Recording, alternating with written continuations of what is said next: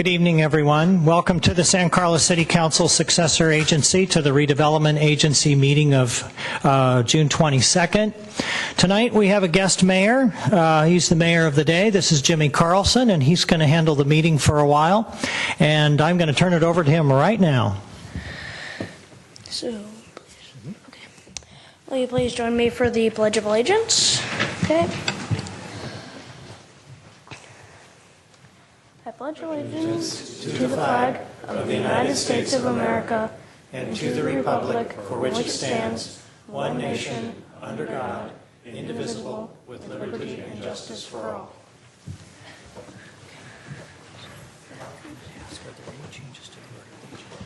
Are there any changes to the order of agenda?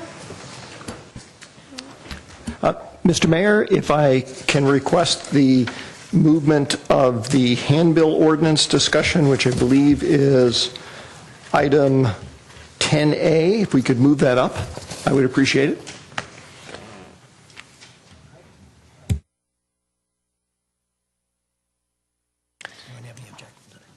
Does anyone have any objection to this? Mr. Mayers, where would you like to take it? After the consent calendar? That's a good idea. So now we're going to go report from closed session.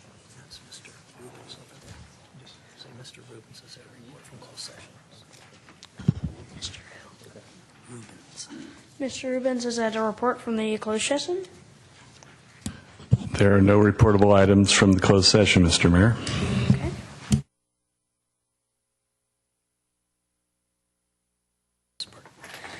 Now we go to the council communications and announcements. Council communications and announcements are brief items from members of the city council regarding upcoming events in the community and correspondence that they have received. They are informational in nature, and no action will be taken on these items at this meeting. Mr. Griselli? Thank you, Mr. Mayor. I attended an emergency, was it emergency operations? EOC meeting last week for the county. This is a group of folks, representative from each city in the county as well as the county, talking about emergency services for the entire county. Some very interesting things. We're putting in a new, I guess, a new cell tower up in Highway 35 and 92 area for communications, so especially with the coast, and it'll work out better for emergency services. And we also have a booklet for emergency services that they developed. Actually, they're going to be coming to each city and giving that individually to us, although I gave the book to our city manager. Actually, I gave it to our assistant to the city manager, and I assume she's given it to him. If she hasn't, she will now, just to update, to make sure that everybody in our city knows on our staff what the EOC is doing.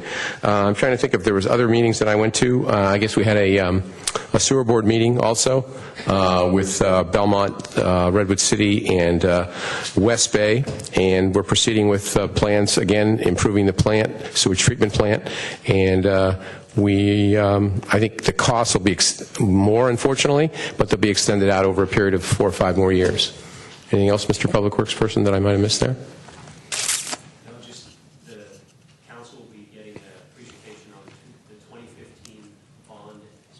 Okay, we're going to have another bond issuance, and we will be getting, thank you, the council will be getting a report on that, and we'll all get to discuss that item. So that's all I have, Mr. Mayor. Thank you. All right. Mr. Grocott? Nothing to report, thank you. Okay. Mr. Johnson? Nothing to report, Mr. Mayor. All right. And Mr. Olbert? Thank you, Mr. Mayor, but nothing to report. Okay. And finally, Mayor Collins. All right, thank you, Jimmy. Just one item, and we're going to hear about it tonight. Attended a Four Corners Working Group meeting. That's the group that is working on the traffic issues around Carlmont and Tierra Linda, and I'm going to stop there because I know we're going to get a report on it tonight. All right.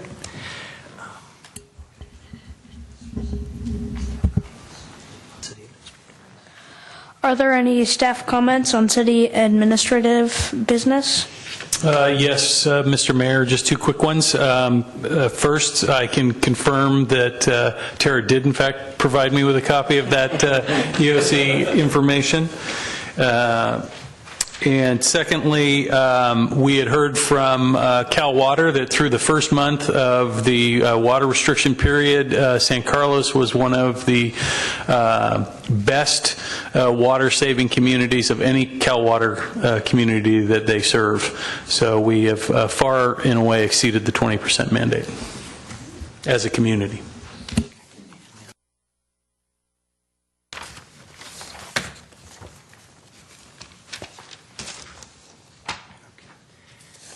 Now you're going to talk about public. So this is the public comment section, and you just read this.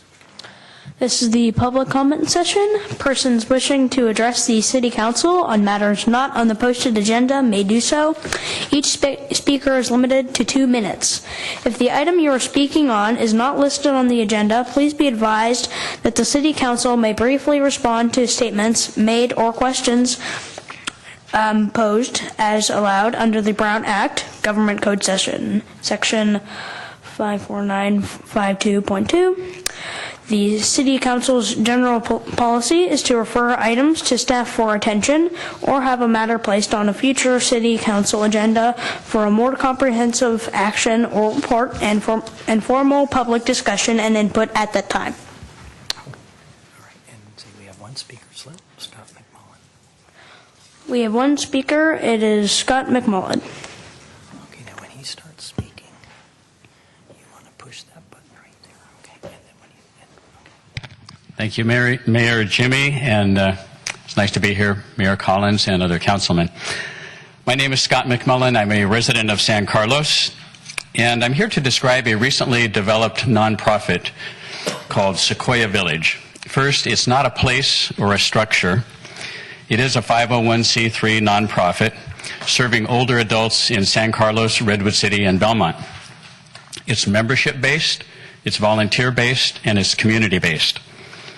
The mission of Sequoia Village is this: to enable its members to continue living in their homes and communities as they age by providing access to support services. Almost everyone wants to continue living in their own homes as they age, but many find that they can't do everything they used to do in order to maintain independent living. That's where Sequoia Village comes in. For a modest annual membership fee, members receive transportation from volunteers, minor home repairs from volunteer handymen, friendly visits from friendly volunteers, and a variety of other services. It's neighbors helping neighbors. And all volunteers are fully trained, background checked, and insured. We have developed good partnerships with the adult centers of San Carlos, Belmont, and Redwood City. They have supported us as we have spread the word on the benefits of Sequoia Village, and we have supported them by pledging to encourage our members to participate in the adult center activities. Our mutual goal is to provide excellent services to help our older citizens enjoy and indeed thrive in our communities for as long as possible. I've left some handouts for each of you, and I encourage you to visit our webpage at sequoiavillage.org. Finally, I invite you to come to our grand opening ribbon cutting ceremony, which is going to be Friday, July 10th at 11:30 a.m. at the Laurel Street Downtown Park in San Carlos. So thank you very much for this opportunity. Thank you. All right, and then ask, is there any other members of the public that would like to speak? Are there any other members of the public who would like to speak? Okay, all right, seeing none, we'll move on to the consent calendar. Seeing none, we'll move on to the consent calendar. You read this. Consent calendar items are considered to be routine and will be enacted by one motion. There will be no separate discussion on these items unless a member of the council, staff, or public requests specific items to be removed for separate action. Okay, now we're going to have a motion. Mr. Mayor, I'd like to make a motion to approve the consent calendar, items 7A through 7L, and adopt ordinance 1491, an ordinance of the City Council of the City of San Carlos amending various chapters of the municipal code, including chapters 10.48, 12.04, 12.08, 12.20, 13.05, and 15.36. I second.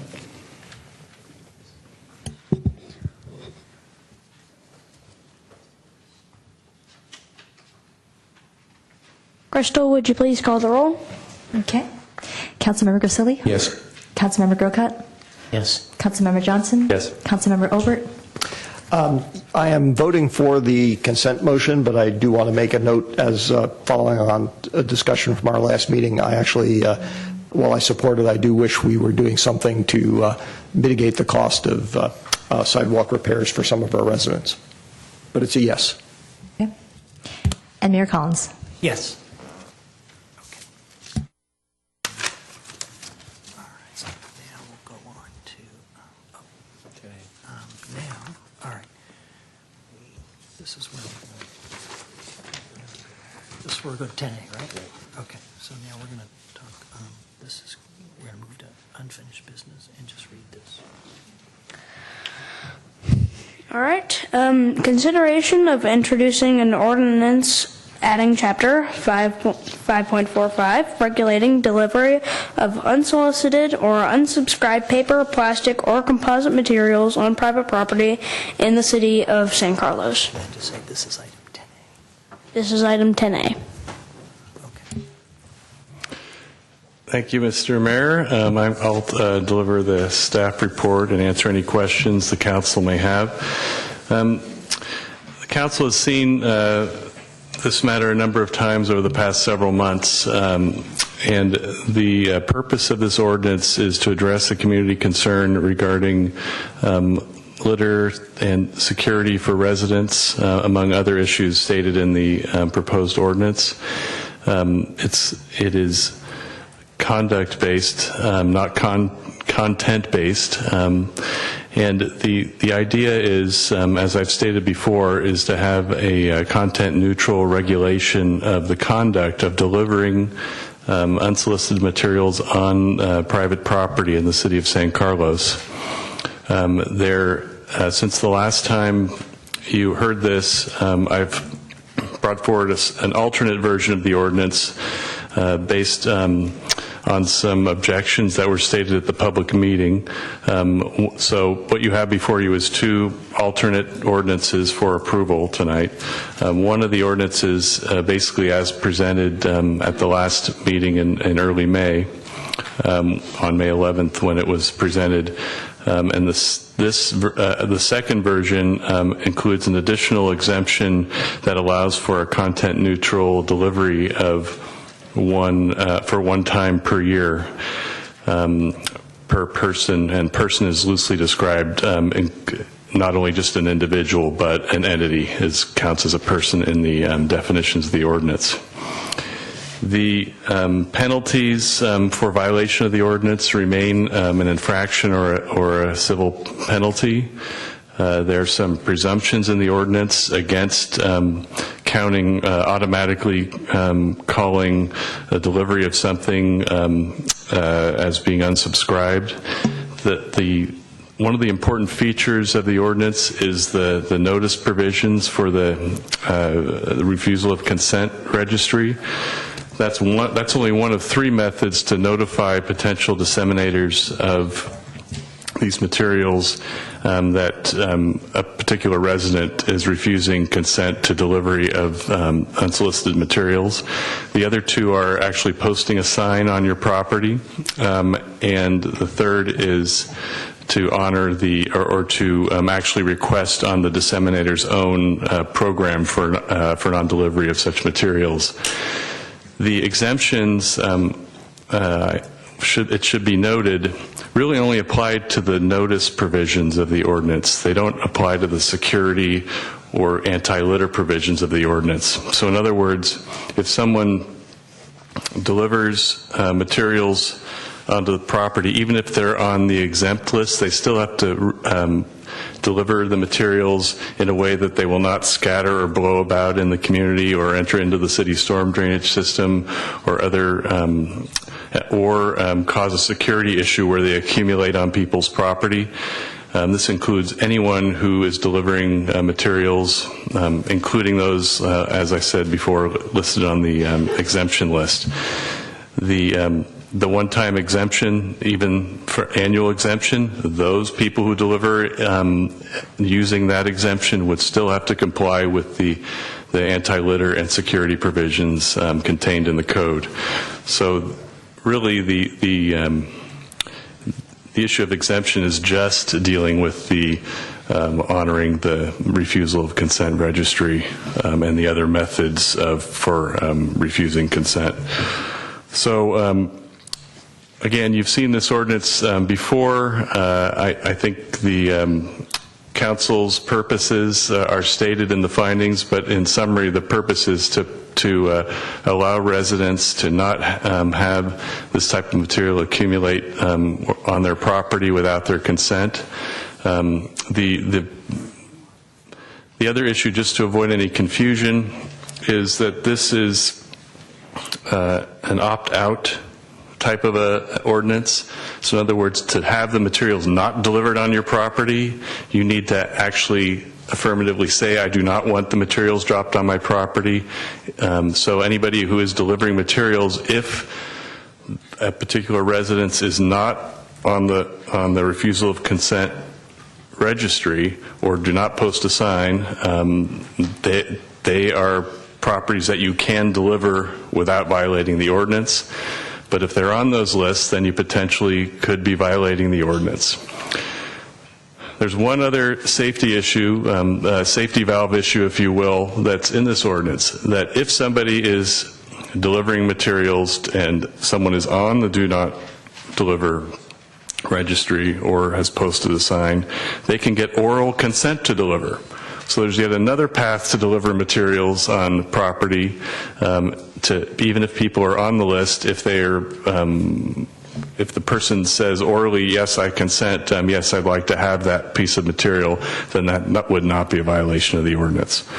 So with that, I can answer any questions of the council, and the proposal tonight is this ordinance is up for for introduction, so this is only the first reading.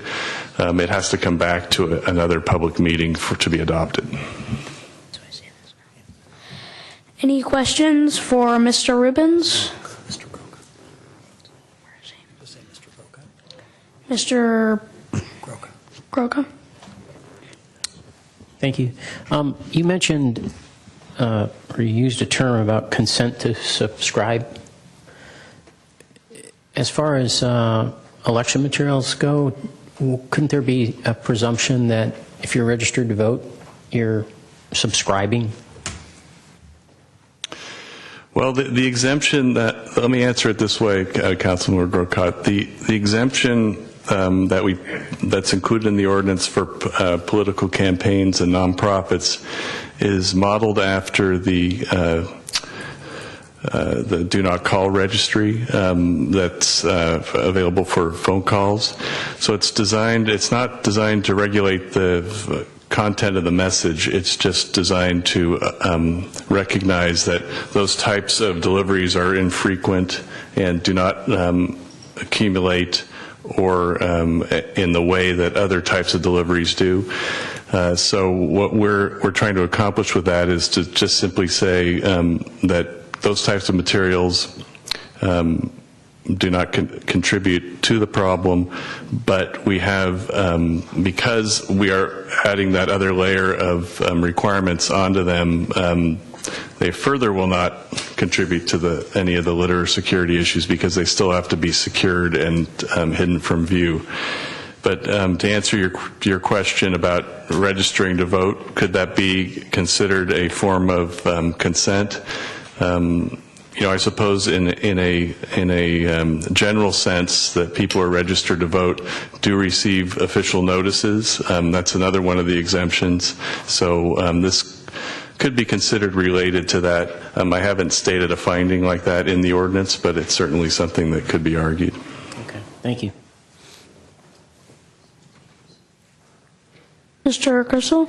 Mr. Rubens, you have a small little paragraph here in both ordinances for penalties. Do we have any idea what, let me give you a couple of examples. Someone complains and it's discovered that there's a penalty. Do we know what that would be? Would it be $2, $100? Yeah, the infractions are generally the first offense is $100 under our code. Okay. And it can increase if you do it more than once in a year. Then adding on to that question, let's assume that 20 people called and said they threw something on my front lawn and they shouldn't have, then it would be 20 violations? It could potentially be, but I think as a practical matter, because of the way infractions work, that might not happen that way. It would probably be more like we'd get the complaints and then maybe there'd be one or two that we would actually be able to see or track down and able to cite for them. Well, what I meant is, let's say it's the same company or the same. Theoretically, each incident, each delivery could be considered a separate offense because it would be delivered on different houses who may be on the refusal of consent registry. And again, these are so hypothetical, and I can understand if you could say, hey, I don't know. But so that's fine. It's always fine to levy fines and levy things and do whatever the city does at various times, whether it's this ordinance or other ordinances. What kind of, any idea of what kind of costs would be involved to do this? In other words, if we charge somebody $100, it would seem to me that it would cost more than $100 to probably process it. And I'm not saying it shouldn't happen, because that happens. There's a lot of ordinances that are like that. You have to have some of these with penalties, otherwise people are going to just go wild on anything, whether it's this ordinance or not. But is there any idea what it would? I mean, I'm trying to get at the point of, is it worth or should we make that $100 a lot more, I guess, is almost my point, or not have it at all one way or the other? I don't know. I think I can answer the question this way. Yes, it probably does cost more to the city to process an infraction citation than the $100 fine, even including any kind of enhancements that might be imposed by the municipal court. It starts to get, when there's a third offense where the fine goes up to $500, it starts to probably become less of a problem to enforce, as if we had multiple violations within a year. And then from a practical standpoint, we have a lot of municipal code sections that are difficult to enforce because of the standard that needs to apply to, with an infraction, you actually have to see somebody violating it or have, an alternate method of proving that they actually did violate the ordinance. Usually it's going to be complaint driven, and so I don't anticipate maybe at the beginning we'll have more people when they're aware of the ordinance, but I don't anticipate a huge flurry of citations that will come out as a result of this. I think one of the ideas of this is to have a deterrent and have people know that if they're going to violate the ordinance in a mass way, that there is a potential for some big fines. Multiple citations, as I said before. Okay, thank you.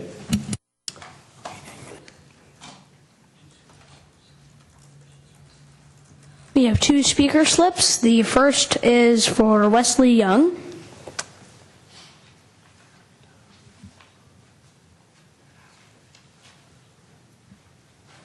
Mr. Mayor, is it all right if we switch the order of our two speakers? Are you? I'm Wesley Young, and this is Jason Ham. Oh, sure. Jason Ham, then. Thank you, Mr. Mayor. Good evening, Council. My name is Jason Ham. I am the General Counsel for Valley Yellow Pages. We publish the Buy Local phone book. We do it once a year. We've been doing it for many years in your community and also other communities throughout the state. Wesley's going to talk a little bit more about what our industry has done to serve the opt-out process. Wesley, we partner with cities all over the country who raise concerns like this, and in almost every case we're able to resolve the issue, move forward, partner together without a law being passed. Twice, cities have chosen not to work with us, have passed laws that we contended were unconstitutional, and we were forced to file lawsuits. And we don't like doing that. We'd rather partner with cities, but when we feel like we need to, we have, and that was the City of Seattle and the City of San Francisco. In both instances, the lawsuit resulted in the ordinance being completely repealed and in the cities paying for our attorney's fees, in addition to their attorney's fees, and that was substantial. We are confident that this law is also unconstitutional. We've written to all of you and expressed our concerns. Again, I don't like to think about that, but if we had to go down that road, we probably would, as I don't see an alternative. It would be extremely impractical for us to have to comply with separate sets of ordinances in all the different communities when we already have invested heavily in an opt-out system that works. Now, if we had more time, we could talk about ways in which we could partner with the city and make that opt-out system more effective, and we would welcome the opportunity to do that. But I would urge you to consider whether one time a year publication that already has an opt-out system is worth it. And if you're going to pass an ordinance, I would urge it to be the one that excludes the annual publications. Thank you. Yeah. Next is Wesley. Next up is Wesley Young.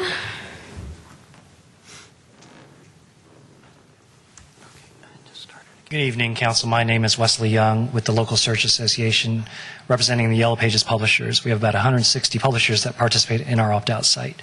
I know the question of whether Yellow Pages are still relevant in today's marketplace has come up. We actually just completed a study involving 8,000 consumers and the different media that they use. And I have the results here. I'm not going to go over them, but the results are, the conclusion is Yellow Pages are an important part of a multimedia or cross-media strategy. If you need to know more, please ask me.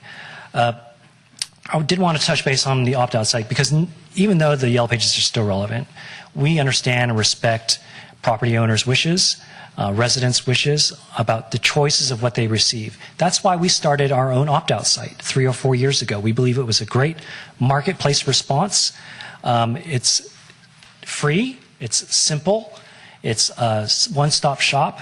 And we do shop it around. We're actually going to be at the League of California Cities in San Jose later this year to promote it. It'll be our 3rd year doing so.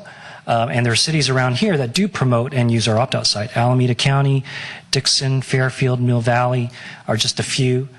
And this opt-out site that we run accomplishes the same thing that the city ordinance is trying to accomplish, at least with regards to phone books. Now, Jason mentioned a couple cases that we were involved in, and I just wanted to read to you a little bit of the conclusion as to why the Seattle ordinance was stricken. The main issue in that case was whether or not phone books were commercial speech or non-commercial speech. The court concluded it was non-commercial speech, which means that with respect to non-commercial speech, this court has sustained content-based restrictions only in the most extraordinary circumstances. Such a regulation is valid only if it is the least restrictive means available to further a compelling government interest. Mr. Young, if you could wrap it up, please. Okay. Thank you. In that case, the alternative was for the city to support the Yellow Pages. That's what we're asking you to do, to support our opt-out site and to accomplish a win-win situation here. Thank you. Thank you. Are there any other members of the public who would wish to speak? Mr. Mayor, I move to introduce ordinance number 1483. 1483, an ordinance of the City Council of the City of San Carlos adding Chapter 55.45 regulating delivery of unsolicited or unsubscribed paper, plastic, or composite material on private property in the City of San Carlos. And I'm going to introduce my motion is going to reference the May 11th, 2015 version, which is not the version that has the annual opt-out or annual exemption. Second.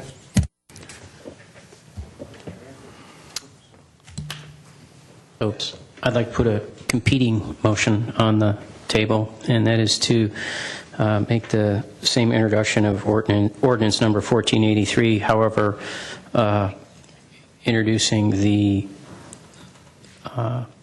second option that the city staff has provided us with the opt-out language.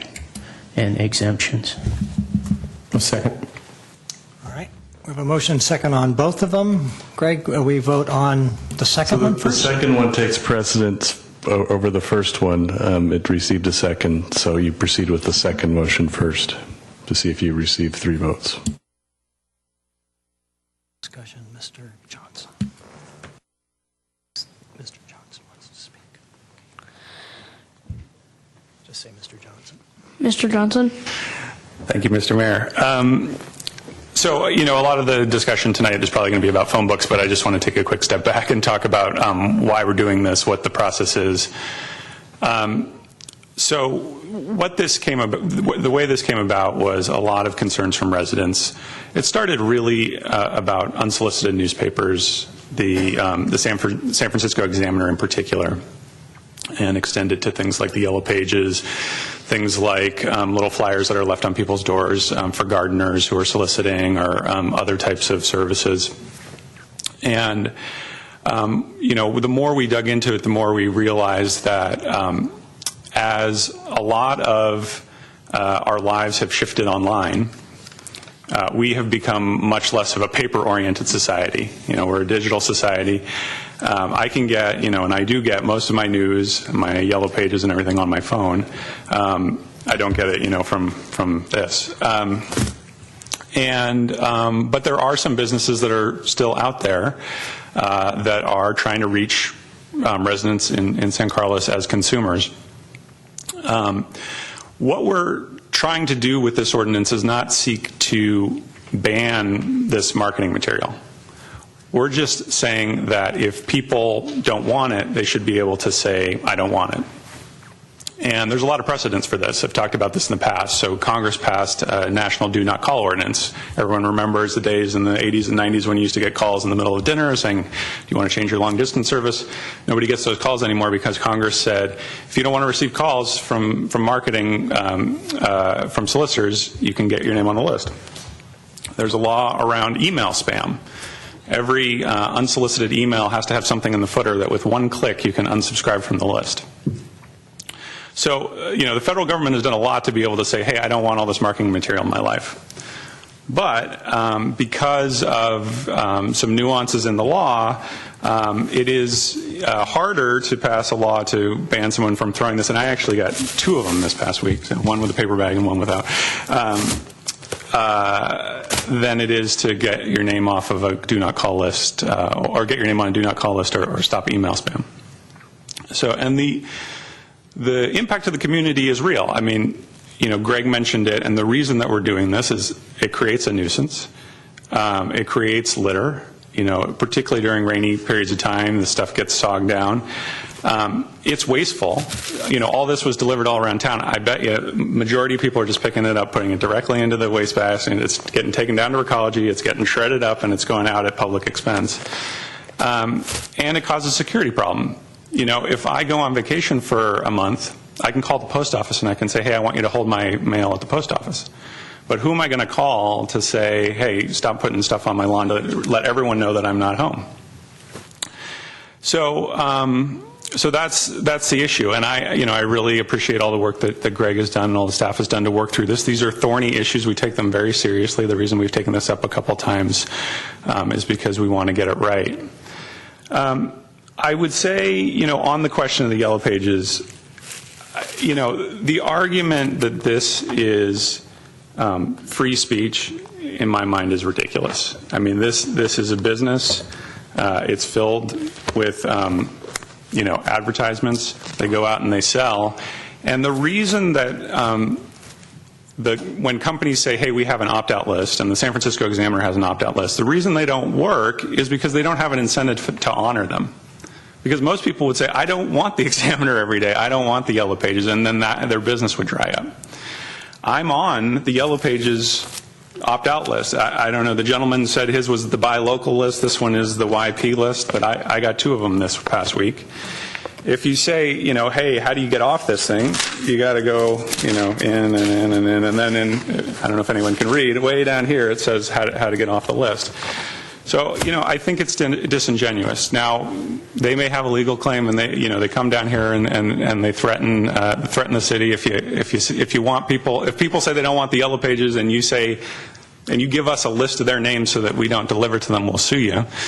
I don't think that's being very neighborly, or that's sort of the spirit of the local Yellow Pages that they like to present themselves at. But I would say that regardless of how this particular vote turns out, in the end, I think we've done a lot, and we will have done a lot to try and reduce the amount of litter, paper, nuisance that's showing up on residents' doorsteps. So that's where I'm at. Thank you. Mr. Olbert? Thank you, Mr. Mayor.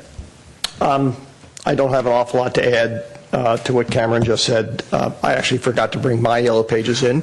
I received it the last week. It was by my count, 15th one that I've gotten since I've lived in San Carlos that went immediately into the landfill, as you were describing.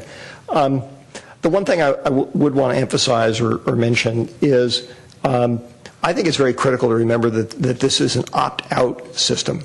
This actually doesn't mean that if somebody takes no action, if a resident in San Carlos takes no action, that somehow a commercial vendor is going to be exposed to being fined because they dropped off a copy of the Yellow Pages on that person's porch. That person actually has to take one of various kinds of steps in order to opt out. And to me, that is a reasonable thing to do. I too had the same reaction you did about how difficult it was to find the opt-out language in there. And to me, this is an example of where government actually plays an important role, where sometimes the private sector systems really just don't work properly, or there is a multitude of them actually targeted at the same thing, and so we step in and do something for the overall benefit of our community. So that's why I too support the idea of maintaining not granting the exemption for the annual deliveries. Thank you. Mr. Grocott? So the reason I put the competing measure on the table is because, when you read the staff report, what you see is this whole issue moving and changing towards at least some kind of compromise with state laws and so forth, the way things were looked at in 1999 versus the way they're looked at today. It's a changing landscape.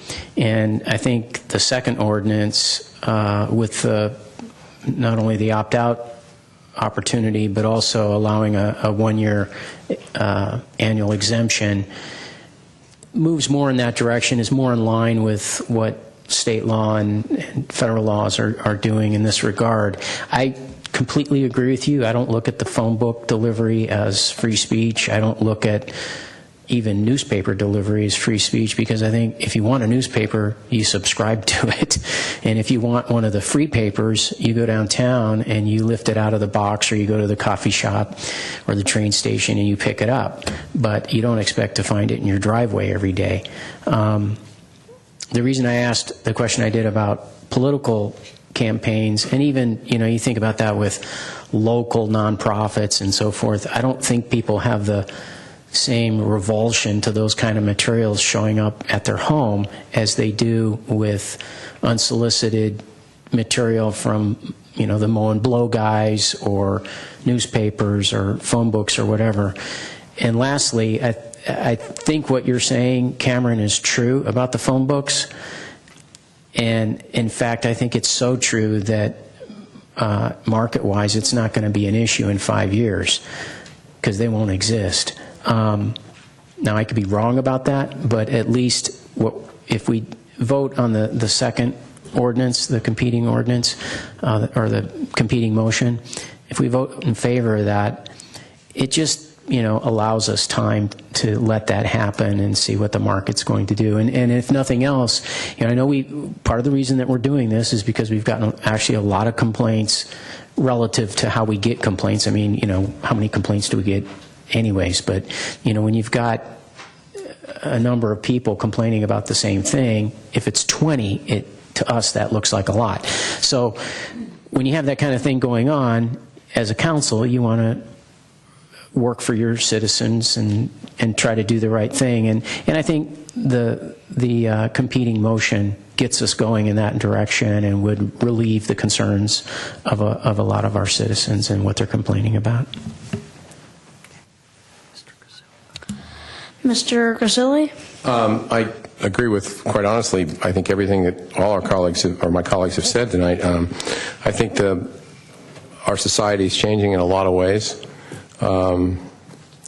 But there are certain, I don't know, I was trying to find the middle ground on this, and that's how I voted the last time, and why I'll vote this time for the exemption, is trying to find a compromise to this issue. And, it doesn't faze me when someone comes up and says, we're going to sue, because that can happen every day of the week. But it does faze me if what we're trying to do is accomplish a certain goal in a certain way. And I honestly believe this is a compromise way to do it. I think this will get us started on the path. Mr. Rubens' ordinance, he spent a lot of time on this to work on it, and I believe it's going to be a positive situation.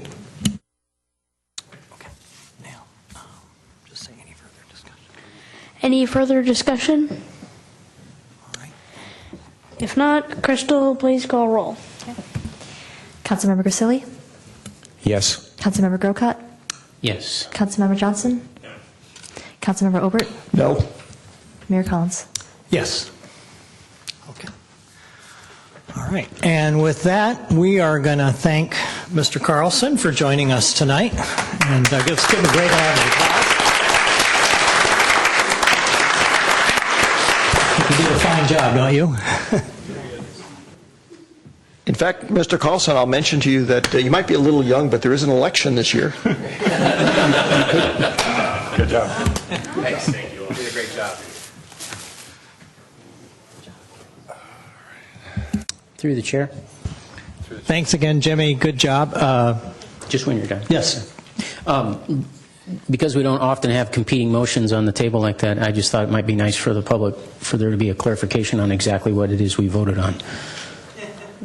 And maybe make sure we know, too. I'll be glad to clarify that. So what happened was there was an initial motion by Councilmember Johnson, seconded by Councilmember Olbert, to introduce the ordinance that had previously resulted in a tie vote on May 11th. Then Councilmember Grocott, seconded by Councilmember Grisilli, proposed a substitute motion which takes precedence to introduce the second version of the ordinance that was prepared for tonight's meeting, which included an additional finding and the annual addition of an annual exemption. So that was introduced tonight, and at a future meeting it will be put forward for adoption. Great. Okay. Now we're going to go back to reports to council. This will be now item 8A. The reports to council are updates on key city projects by city department heads and staff and city council subcommittees. They are informational in nature and no action will be taken on these items at this meeting. Al Savay. Good evening, Honorable Mayor, members of the City Council. As part of the San Carlos Transit Village process, it was disclosed that the site previously contained a variety of commercial uses that used underground storage tanks and resulted in some contamination at the site there. And in preparation for the Transit Village project, a site management plan for cleaning it up was prepared by a group called West Environmental Services and Technology earlier in 2015. City Council strategic plan objective is to peer review that report and report back to you this evening. And we hired a consultant separate from the original group that prepared the report to do a peer review. And so tonight our consultant Ken Price with Applied Water Resources is here to discuss his findings and answer questions. And so I'd like to bring up Mr. Price.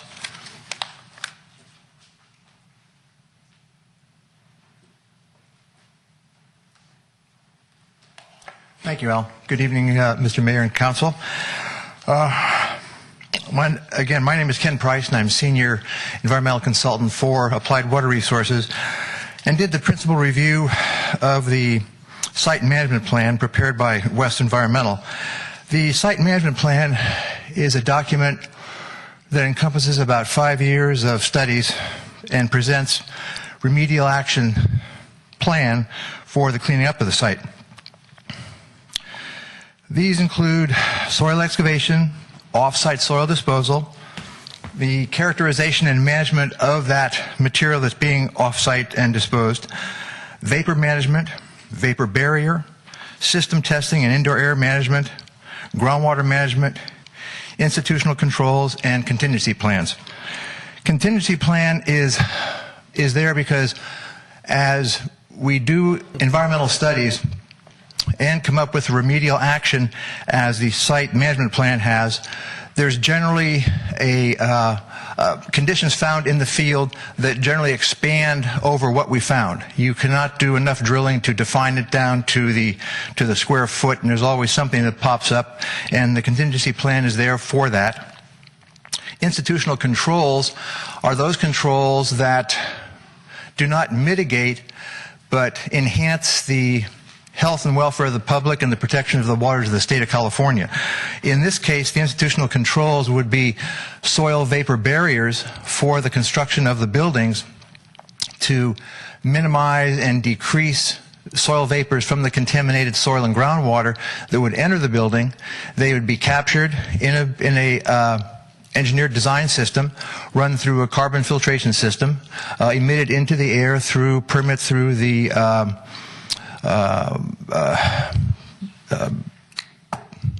drawing a blank, through the Bay Area, BWAQMC, Bay Area Air Quality Management District. They would oversee that. And so this whole process is overseen by the various state agencies. The Regional Water Control Board approved the site management plan. The Air Quality Board would oversee any vapor barriers and the collection and disposal of those contaminants. So our review indicated that the plan was properly prepared, and I concur with the opinion of the Regional Water Quality Control Board. Any questions? All right. Any questions of Mr. Price? Mr. Grocott. So I have two questions. You've given your, third-party review of paperwork, I take it. That is correct. Right. Okay, so you've read the report and you're fine with it. You agree with it. So I have two questions. One is, can you give us examples of when you've read some type of report like this and you don't agree with it? What kinds of things are found, if that's ever happened?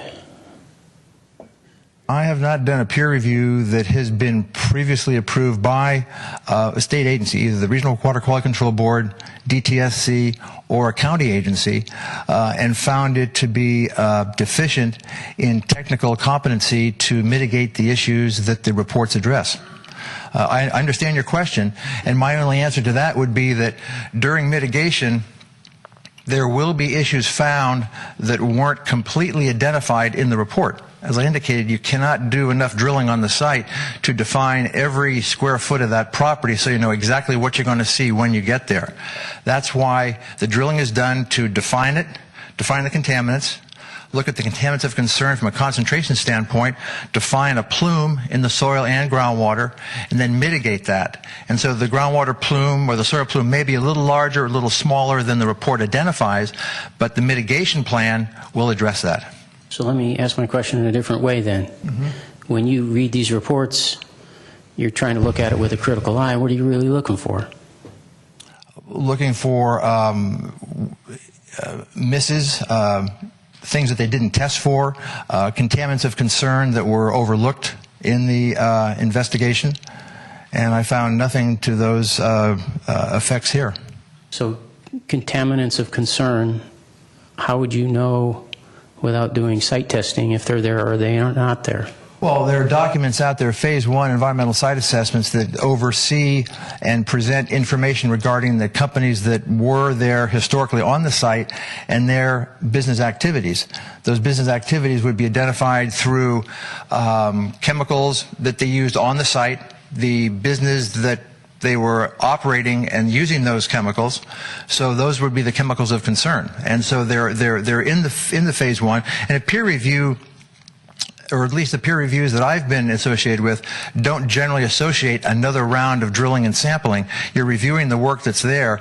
When a peer review does include that, it's done at the time the drilling is identified and performed, where the peer consultant will collect split samples at the time the drilling occurs.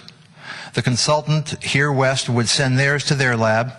The peer review consultant would send their samples to their lab to compare the values of the contaminants that they were testing. And so he would be out in the field during certain specific times of the investigation to collect split samples and validate the accuracy of those results. So I have a follow-up, and then I'll get to my second question, which I think you've already answered, but I'm going to ask it anyways, just to make sure. So what you're saying is your expertise in part is that you know certain industries and their activities of the past, and therefore you know different chemicals and ground poisons and so forth that ought to be looked for, and if those have been addressed, then everything's given the all clear. Well, I wouldn't know them personally, but in the preparation of a phase one, which is done under a specific guideline, you go through files and records that are held by the local fire department and the county, because the individual company that is in there has to have a hazardous maintenance plan submitted to the fire department and or the county, so that in the event of an accident at the site, the fire department goes to that site, knows what chemicals are there, and will fight the fire accordingly without causing more problems by adding water to something that they should use foam on. How long have those policies been in place, though? Going back how far? Well, that you have a business and they have to notify the fire department that we've got this or that on site. That probably goes back to the 60s and 70s. Earlier than that, we go through records of companies, of what they've done. There are historical records that identify not maybe every chemical that was there, but the industry that was identified on the site and what they did, what they made, and from that we can determine what chemicals should be there and what to test for if we can't find them in the public record. Okay. And then my second question, can't believe it's taken all this time to get to my second question, but Bob can believe it. Now, understanding that this is just information for us, and we don't really have jurisdiction over these things in any direct fashion. But then when the actual drilling takes place and the work starts on the site, there's either through your firm or some other additional third-party firm oversight to see that, things are being done correctly, tested correctly, and so forth. Correct? Yeah, when the peer review is at the site during the drilling. So there'll be a consultant is hired to do the work, and either the consultant would be hired, let's say, by the seller of the property, and the buyer would hire his consultant to oversee the field work to make sure that it's being done correctly, so that because the buyer and the seller have different agendas sometimes, and the seller wants to make sure that the buyer's consultant is doing things correctly, so his consultant will come out there, oversee what's going on, collect the split samples, not tell them what to do, because what that consultant is doing has already been approved by the overseeing agency, here, the Regional Water Quality Control Board, or in other instances, a county agency. All they're doing is collecting split samples to validate that the material was collected correctly and that the results are compatible across the board.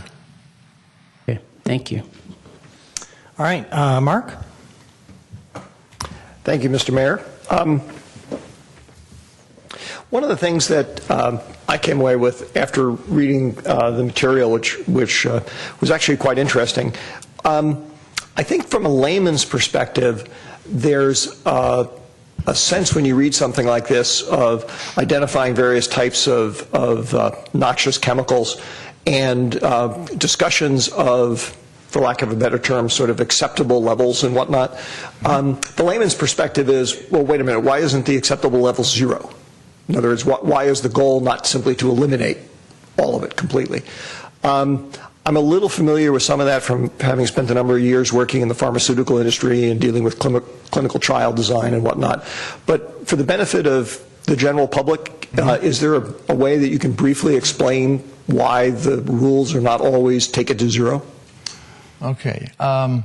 The state, through the State Water Resources Control Board, has provided environmental screening levels for a multitude of chemicals, volatile organic compounds, pesticides, herbicides, of health risk levels that they feel are acceptable through their work, both in the soil, in the groundwater, and in soil vapor. And so those are the goals that we aim for during an investigation.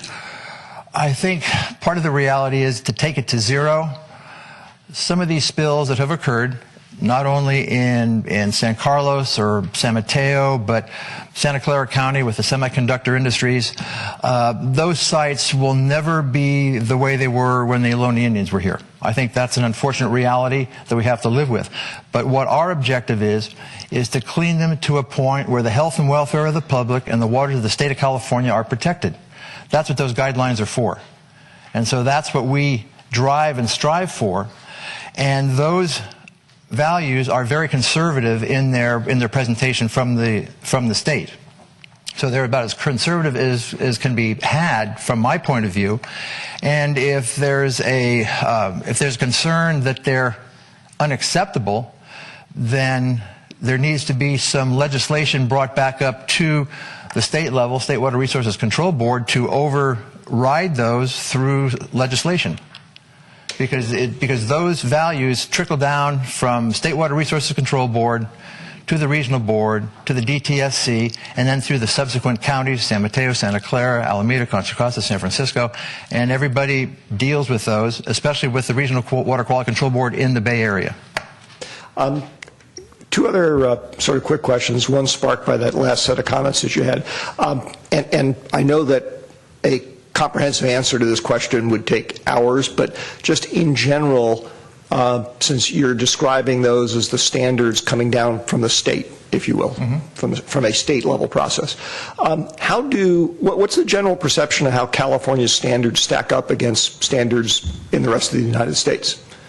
In my opinion, in the years that I've been in this industry, they're of the highest. Meaning that they are the most aggressive, most stringent. Most stringent. Aggressive, stringent, conservative. Okay. Any other synonym would apply. Okay. And then my last question is, since to some extent, unfortunately, this is a lot of this stuff is, since it's experimental, it's a bit of a learn as we go kind of process. What happens if, on a site like this, the agency with responsibility makes a set of determinations and recommendations, as is in fact contained in the attachments we have here, and then it turns out 2 years from now, or 4 years from now after the project's been built, something is discovered and it turns out a problem was larger than what had been thought, or there's a different problem there, or whatnot? What happens in those kind of cases? Well, what we're looking at now is case closure. No further action, NFA, no more investigation is needed. That would occur after the site management plan is implemented and proven to have met the standards stated in the site management plan. And then some years later, some peripheral development occurs, and they find something that was missed. Because that's generally what happens, is that another property not included in this plan does some work through their environmental site assessment and their investigation, finds something. Then it goes back to the language in the closure letter. The closure letters always indicate case closed pursuant to section letters and numbers that indicate, should we find that things aren't as they are, we reserve the right to come back and have you do more work. Oh, so in other words, they could come back to the property owner or the developer. The state would come back to that site that's closed and have them do more work. It isn't like it's closed on perpetuity. Case in point, if you remember the contaminant now that's kind of big, MTBE, okay? When we were doing gasoline studies back in the 70s and early 80s, MTBE was not a concern with regards to groundwater contamination. It was an additive for clean air. Okay. So what happened is it became, air was clean, water was bad. So all those closure sites, petroleum gas sites that were closed without MTBE investigation, were then reversed by the local agency to have those responsible parties go out and do additional drilling to determine if MTBE existed on their site. Some did have it and some didn't. But so they do come back after the fact, post facto, and have the RP, even though with the closure letter, with no further action, do more work should something come to pass. And that last question, promise, at least for now, the additional work could be not just drilling to assess a problem, but to say you have to go in and clean up the MTBE. Well, first you have to drill to define what it is I may or may not need to clean up. And should what we're questioning be of such a magnitude that it requires cleanup, then yes, then there's cleanup. And then your next question is, well, what do you do with all the new stuff that's on top of it? That's a story for another time. Thank you. Okay. Bob? Sort of piggybacking on Mr. Grocot's question. So I understand phase one, you're the peer review. Start the construction project. Will there be some drilling and there be some testing being done by the developer or the person doing the work? No, they will have, the consultant will be at the site during all of the demolition and remediation to take samples as the excavation occurs. Okay. There will be somebody doing that. Equating that with medicine is very simple and it's very understandable. If you're going in for surgery and you're having something removed... Let's not do that. I'm not going to understand what you're going to say. So I'm just asking a question. Is somebody going to do the testing? Yes. Okay. Now, are you going to be a peer review of that? Is there a peer review of that testing? I have not been... No, I'm not saying you. Will there be? Is there a peer review of that? Not to my knowledge. So in other words, there's no legal requirement that we do the same thing or like we just did on phase one. Well, yeah, this peer review was something that the council asked for to be conducted. That's what I'm trying to understand. So where I think you're going is there's regulatory agency review of those results. Typically, the city has no role in this process. In this instance, the council asked for additional analysis. The development or the drilling or whatever they do, the local agency then will review it, okay, and they'll make a determination, hey. The regional board will require a report by the consultant of what was done, how it was done, where the material was disposed of. Didn't go in my backyard, it went to a certified landfill. Sure. Okay, and all the test results to prove that they did meet the qualifications of the environmental screening levels. But there's no requirement for a peer review of that? Not to my knowledge. Under the state environmental law or anything? Correct. Okay. I just wanted to understand if this was our we could do that. I guess we could require that, but we didn't. Well, I mean, there's no real. I think we should. There's no really requiring it. You paid for it. I mean, you essentially paid to have a consultant do a third-party peer review on a project that's happening in the community. The council doesn't have jurisdiction. Okay.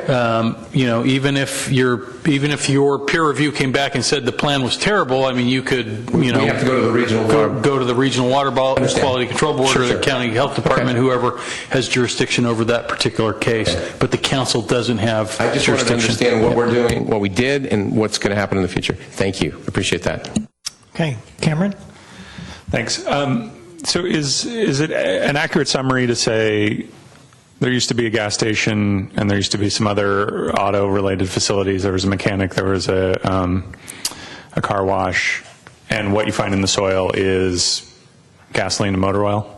You're going to have gasoline, motor oil, and you're going to have automotive-related products. Right, that's what I mean. Yeah, and so that would be carburetor cleaners are going to have some of what I call the alphabet soup, the 1,2-dichloro, trans-cis, 1,2,3 materials that break down vinyl chloride, TCE, PCE, all of those things may be part of the components of the materials they use. They may not have used the virgin product, but they were a component of their carburetor cleaner. And how frequently in the state of California are we building housing on top of the site of former gas stations? How frequently? Yeah, I mean, is that something that's pretty common? There's a lot of old gas stations in the United States. Are we? Okay, I can speak for California, Santa Clara County, In your experience, I'm just interested to know, is this common or is it not? These ESLs that I spoke of, environmental screening levels, have two standards, commercial industrial and residential. So if you have a commercial property and it had some issue, be it an underground tank or you were a semiconductor company, you would clean that property up to the commercial standard because it's a commercially zoned property. And there would be a deed restriction in the title that says this has been cleaned up to commercial standards and it cannot be used for anything other than commercial use. So if you choose to, prior to completing your cleanup, use it for residential or something else higher than commercial industrial, then you clean it up to those standards and you don't have a deed restriction. But I mean, are you, in your professional career, are you aware of someone building? Yes. Yes. Yes. Frequently, do you come across it? Frequently. I'm just trying to get a sense of, is this a novel thing or is this, and to the degree that this is more common, is the proposed remediation of soil removal and vapor barriers what people are doing out there when they take a gas station and they turn it into housing? Oh, absolutely. No, that's what's happening in the Silicon Valley. In the 70s and 80s, all our chips were made there. Things changed. They went offshore. So now the valley is being used for other industries, and those industries require people to be on the site. They're used for churches and schools and daycare centers and everything. So they're cleaned up to a different standard. They're cleaned up to a residential standard for that particular activity. And so what we are identifying here with soil vapor, soil remediation, groundwater pumping and treating and cleaning up is the standard way to get these things done. Okay. That didn't exactly answer my question. I mean, I was asking specifically about gas stations, and if you've experienced one of those similar project before. Yes. You have. Yes, yes. Gas stations have been cleaned up, and residential property has been built on them. Okay, Jeff, you want to? Yes. If you can help me with the name of that really big development was done down in San Jose. Santana Row, thank you. Santana Row. Car dealerships, gas stations. Okay. Yeah, I'm not. I don't know. I'm just wondering if indeed this is a common occurrence, and if what's happening is being done according to the way we normally do these things. What's happening at the transit center is not a Lone Ranger event. Okay. It's part and parcel to what happens in California, based on the regulatory framework of the state and how clean things have to be in order for certain developments to occur. Got it. Thank you very much. All right. Thanks, Cameron. Ken, I just have a couple questions. Before, you said that the process of cleanup is overseen by state agencies. In this case, it's the Regional Water Quality Control Board. Are there a multitude of other agencies that usually oversee these? Well, let's look at the state regulatory system. The State Water Resources Control Board is the parent company, if you will, that handles the waters of the state of California. Under them is the Regional Water Quality Control Board of the various regions. Ours is the San Francisco Bay Area. There's North Coast, there's Central Valley, there's Southern California. I think there's 14 different regional boards. And then you have the DTSC, Department of Toxic Substance Control, and they generally handle soil issues with no groundwater. And then down from there, you have the county agencies that are under the jurisdiction of either the DTSC or the regional board, and determining who takes over the project would be a dealing between the Regional Water Quality Control Board, in this case maybe San Mateo County Environmental Health, and the responsible party determining who's to be in charge of the overseeing. And in this case, because of the size of it, it looked like the regional board was selected as the overseeing agency of concern. So it could be, if this was Santa Clara County, it would be Santa Clara County Environmental Health that could have been involved in it over and above the board. Okay. The last question I had was, who determines what's acceptable, an acceptable level of risk? Cancer risk of 1 in a million. That's pretty much the standard, that's the standard for the health risk. Okay. Yes. All right. Okay, thank you. Matt, you had another question? Yeah, just one more question. I think we do have, even tonight, people in the audience who are concerned about this project and the environmental cleanup on the site. So could you just say, for the sake of the public, if they have further concerns, obviously it's already been stated, we really don't have jurisdiction. This is an information item. Who should they go to? they can go to the Regional Water Quality Control Board. I mean, that is the agency that approved the site management plan. They will be the ones that generate a no further action case closure letter upon the completion of all the work that's identified in the management plan. And so any concerns of the kind that you're discussing has to be brought to them. Okay, thank you. Okay, thank you, Ken. All right, we do have a speaker slip. Paul Magginetti. Come on up, Paul.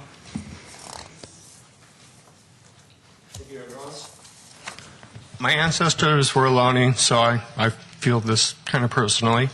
My grandmother worked at Faranon Electric in San Carlos, so I feel some responsibility at the same time. When we did the remediation at PAMF, there was a closure report. There's a 30-day comment period by the public, so I commented. It turns out that they had not removed all of that toxic soil.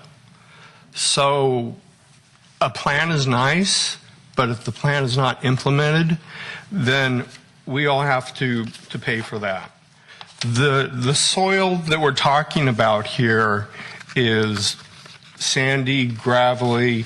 We have many underground rivers. The Black Mountain Springs is an example of an underground river hitting the surface. And these all flow into what is the Pulgas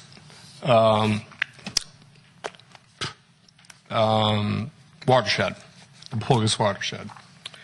So this, taking me back, this is 5 years ago. These are the same contaminants that were there. I pointed out at the time that they seemed selective in where they tested. For example, they've used for decades, they've used, not recent decades, but 40s to probably the 70s, lead arsenate as an herbicide. But they didn't test any of those areas for arsenic or lead. They tested them along the road where they're less likely to be. So I am skeptical about the original data. Paul, if you can wrap it up. Okay. In the end, what's going to happen, here's the Pulgas Water Station. This is the Pulgas Watershed. This is the result of all of our past industrial peccadillos, and they're all going to come out of the Pulgas Watershed. It's kind of ironic. We have this to talk about, and we're going to consider an annual property assessment for national pollution discharge. Well, I think that the owners of that property should be cleaning that up to the maximum extent possible and not making the taxpayer, us, pay for it, or taking so long that they can't get it out and it gets into the bay, and the chlorinated hydrocarbons especially. Paul, you're way over, so thank you, appreciate it. One final thing, an email from Samtrans saying that by doing this, they were able to lower the cost of their remediation from $4 million to $1.5 million. Okay, this is not about protecting our health, it's about money. Thank you. So, all right, I don't have any other speaker slips. Is there anyone else who would like to speak on this item? Okay. This was a report to council, right? So No action on this item. okay. Moving on to item 8B. Mr. Mayor, if I may, I apologize to my colleagues, but feeling a little under the weather, so I am going to depart. Wishing you the best of luck. We hope you feel better. Thank you. All right. Thank you, Mark. Okay, this is a report to council on updates from the Four Corners Working Group. This is a verbal report only. Jay? Thank you, Mr. Mayor, members of council. It looks like I only have 22 seconds left to speak, so I'll speak very quickly. Sorry about that. You give him that much time? That'll be It's a busy great if you night, did. so I'll move forward. So as council is aware, We've had an ongoing issue, and it's in the area of Alameda de los Polgas, San Carlos Avenue, around Carlmont High School and Tierra Linda Middle School. And we call it the Four Corners Traffic Study. And so we've been working on that for, it's okay, I'm assuming everyone has it on screen. Sorry. Mine was off, too. Technology. So as part of the joint effort at this location to try to alleviate some of the traffic concerns and congestion that occurs there, the four agencies got together. We hired a consultant, and what we were looking for was alternatives. And the consultant came on board, evaluated the existing traffic conditions. He evaluated traffic performance of various alternatives. He worked very closely with the two cities and the two school districts. He gathered input from the public at a couple of different public meetings, met a number of times with the agencies at our Four Corners Working Group meetings and took input there. And he has recommended a preferred conceptual plan for the Four Corners traffic study. And that's something that I'll walk through with you tonight. So alternative one, and you'll see the image coming up on your screen. The focus is on towards the lower right-hand edge of the screen, where you can see a signalized intersection that would connect a new entrance to both Carlmont High School and Tierra Linda Middle School. So this alternative creates a new entry point there. It also signalizes a couple of other intersections. It creates a roundabout, which is a novel concept for our particular area, and helps to, with this alternative, it helps to alleviate some of the concerns of being able to get on and off the campus easily. And it also includes some frontage improvements along the Tierra Linda Middle School property. As you can see, the white edge there is sidewalk, so we will end up with a continuous sidewalk along that edge. And it has some drop-off zones. It eliminates the current diagonal parking that is along Alameda de los Polgas at the time. It provides some advantages from the standpoint of traffic signal control. People know how to use traffic signals, so that's a good thing.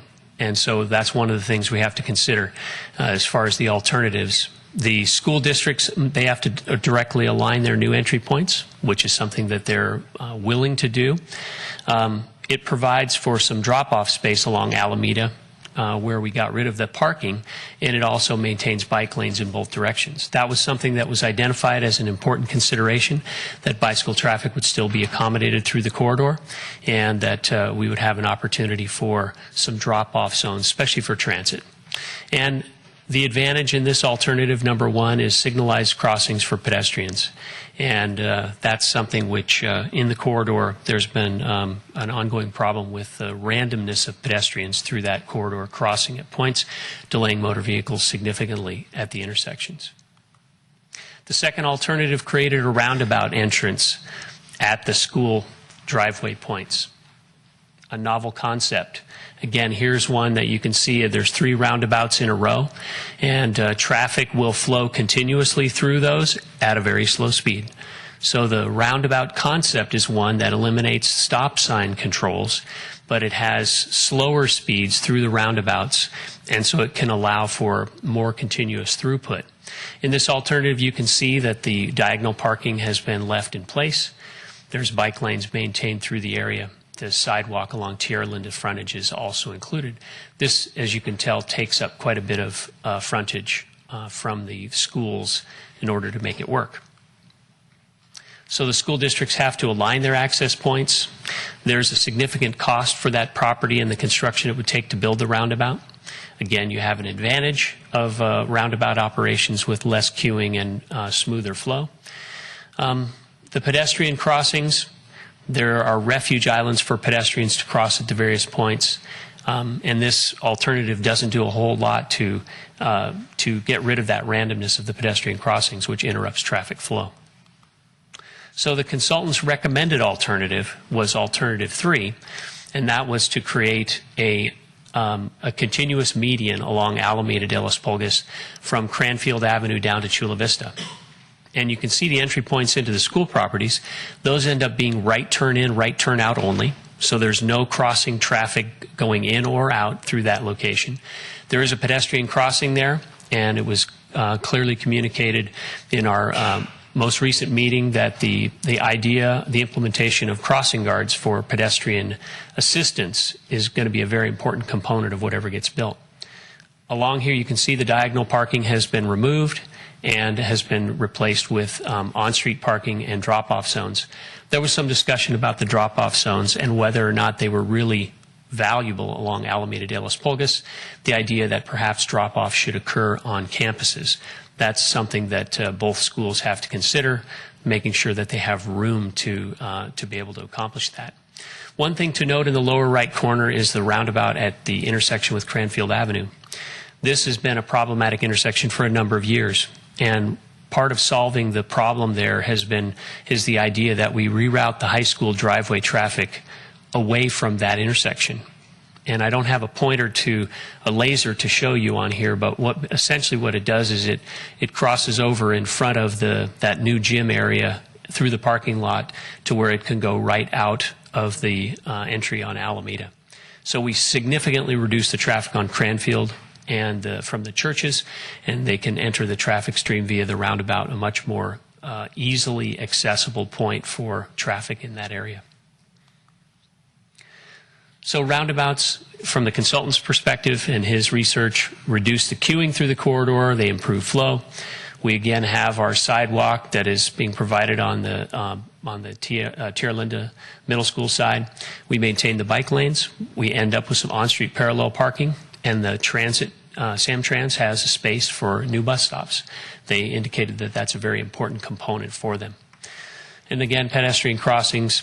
One way that we keep the pedestrians from being too random is in that entire length between Chula Vista and the school entry points, there's a continuous fence across the median, so that, such as you see on San Carlos Avenue, so pedestrians can't just cross anywhere they want.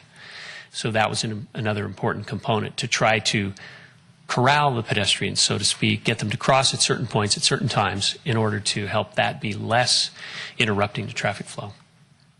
Again, strengths of Alternative 3, as was discussed with the group. The school districts in this case don't have to align their access points, gives them a little more flexibility on their site planning. Construction can happen independently, that is, different pieces can be built if funding is not available for the entire project. And the new school access points don't have a 24/7 access control on Alameda. That is, they don't have a traffic signal that is green most of the time when there's no use from the school site, and they don't have the significant cost of construction for a roundabout there. So the committee was in favor of Alternative 3 going forward from a conceptual standpoint. So there was 2 public workshops. And just to give you some quick ideas here on Alternative 1, Alternative 2, Alternative 3, there was not a real strong preference between any one of them from the public's perspective. But in the shaded areas, you can see that there were some things that they were pretty clear about. They wanted improved intersection design at Cranfield, and they wanted to have that on-street parking eliminated between Chula Vista and Cranfield Avenue. And they wanted to maintain the bike lanes on Alameda de Las Pulgas. And in Alternative 2, they wanted to get rid of that diagonal parking on Alameda quite strongly. And then Alternative 3, they were looking for improved signal timing at Dartmouth, and they liked the idea of the median at the new school entrances and maintaining the bike lanes. Again, this is just a sampling of some of the public comments that were made at the 2 public meetings. And there was, I think I said, there was no clear alternative choice from the public's perspective. So where do we go from here? The consultant is finalizing the conceptual plan and the final traffic report and analysis that will be submitted. So that way we will have a complete document that we can use for a grant application and funding. We will be meeting with the agencies, getting together to agree on the cost and the scope sharing of the project. That's another thing the consultant is preparing is a cost estimate as well. The timeline now for the schools, they can start site planning and looking at where they want to locate their driveway entrances. We can start beginning the process to apply for grants and seek funding. And then, of course, we'll have to hire a consultant that we can do the design and then eventually get to construction. So we're probably at least 2 years away from having anything really built on the ground. But again, depending upon how fast the group wants to work and how diligent we are with seeking grants and having funding to be able to get this thing started.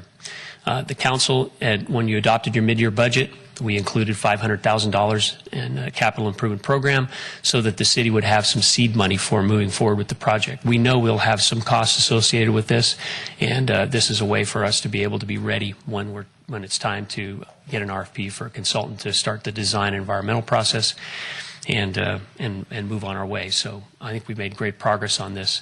And at this point, I'll see if the council has questions. All right. I'm not seeing any lights on, so I don't see any questions. I just, unless Matt, oh, now you, yeah, go ahead. Are you seeking input from us right now, or are you just any questions, or what? It's just a report at this point in time. What we'll do is when I get the final report and analysis from the consultant, then I'll bring back this item for the council to approve the conceptual plan for this project. And that's the alternative 3. It'll have a little more detail to it, but that's probably a couple months from now. Just to let Mr. Grocott, I know Mr. Collins and I are on the thing, so we have a subcommittee that we're working on it. So that's the option. Well, let me just offer my input then, if it's our. To me, when I see the roundabouts, that's a concern because you're dealing with high school students, kids who've just learned how to drive, and it's one thing to encounter a roundabout on occasion. They're rare in this country. But to expect a high school kid to maneuver that every day, I see as being problematic. And I also see it as being problematic that it invites, let's face it, these are high school kids, and things like donuts get done and so forth. And it quite possibly introduces that kind of problem. I would hope not, but it very well could. I've seen other roundabouts in other towns used that way, and it's not a pretty sight. The other thing I'm a little surprised of is that doesn't look like there was any consideration to the school perhaps conceding some property in order to improve that right of way. And I know that there's, on the Carlmont side especially, there's just these cedars that are not maintained. It's always rather ratty looking, and if nothing else, to possibly introduce, instead of the bike lanes, I know when they introduced that parking, if you're a cyclist and you're going along and there's diagonal parking, it's like you want to ride as far away from that as possible. And so to introduce a bike lane that would be on the front end of the cars where the cedar trees are, a concept like that could have been something really nice. But I don't know if it's too far along to think of that or not. But through the chair, the alternative eliminates the the diagonal parking. Okay, completely.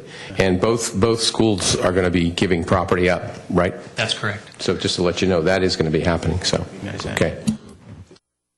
Yeah. And I'll just say that the whole concept of roundabouts has been discussed extensively for 2-3 years now, and there's a growing body of evidence that they work very well. You bring up an interesting point. It hasn't been brought up before. That's probably something that if there's news or studies that have demonstrated that, we probably ought to find out about them. But through the chair, I think isn't the center of the roundabout going to be raised? The center of the roundabout's raised. So it's not like a flat. Oh, I know what they're like. Okay, well, I just want to make sure because I've seen them flat. Yeah. But this is going to be a raised thing, so for them to, well, again, people can do anything they want, but. Yeah, I understand. Certainly look into we'll be checking on the research for that. And again, I think there's a good portion of this that's going to have to be education and outreach, so that we know kids will be kids, and we know they're inexperienced drivers, but we hope this will be a good example for slower speeds and a more controlled environment in that way.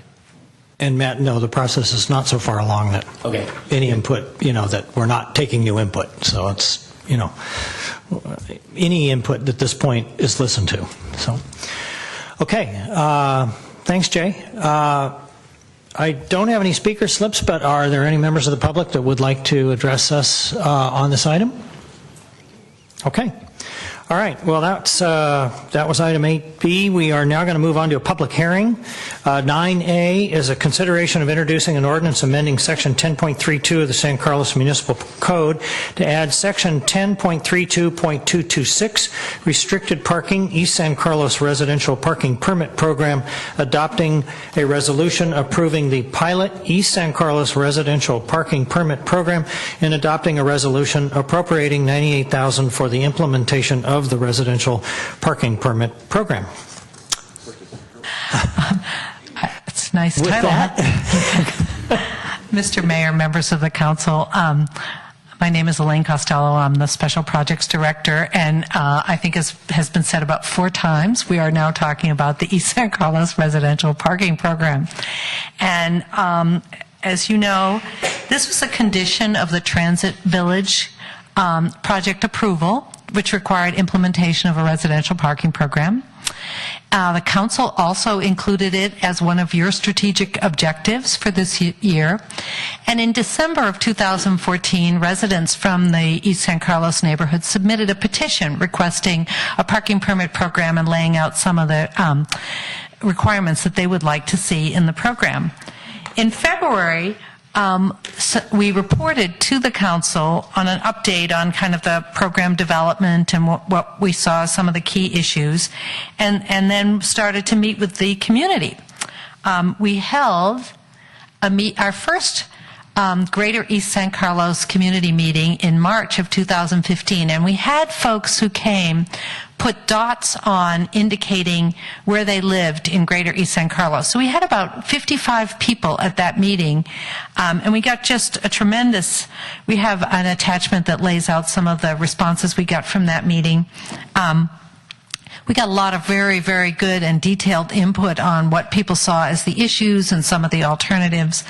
We then worked on it, and staff from the Public Works Department, the Community Development Department, the Sheriff's Department, the City Manager's Office, all worked closely together to devise a program that met the community's objectives and also was something that would be could be implemented by the city. So we met again with the community in May of 2015, and we also had a and we have attachments describing some of the input we got at that meeting, and we had a Shape San Carlos forum on this issue. So we've had a lot of really very detailed and thoughtful input into this pilot program, into the program. And one of the things that came out of that input was the idea that we should do this as a pilot program for the area south of Holly Street. And the reason for that was that's the area that is currently most impacted by parking by commuters and also local businesses. And also, we felt like there was so much discussion, it would be good to be able to do this for a pilot for a year and see how it works, and then refine it before it's used throughout the Greater East San Carlos neighborhood. And so we also divided the area into 2 zones. Let me see. There we go. Basically, there's a residential zone, which is shown in yellow on the map, and a business zone. And the thing that distinguishes the two is that it's yellow, it's residential in front of residential units, and it's blue in front of businesses. And the community was incredibly helpful in terms of helping us really define where the residents were, where the businesses were, and making sure that that was accurate. So what we came up with as a proposal that's shown in the attached ordinances and programs, for the residential zone, from 7 a.m. to 7 p.m. Monday through Friday, parking would be restricted to 2 hours unless you have a permit.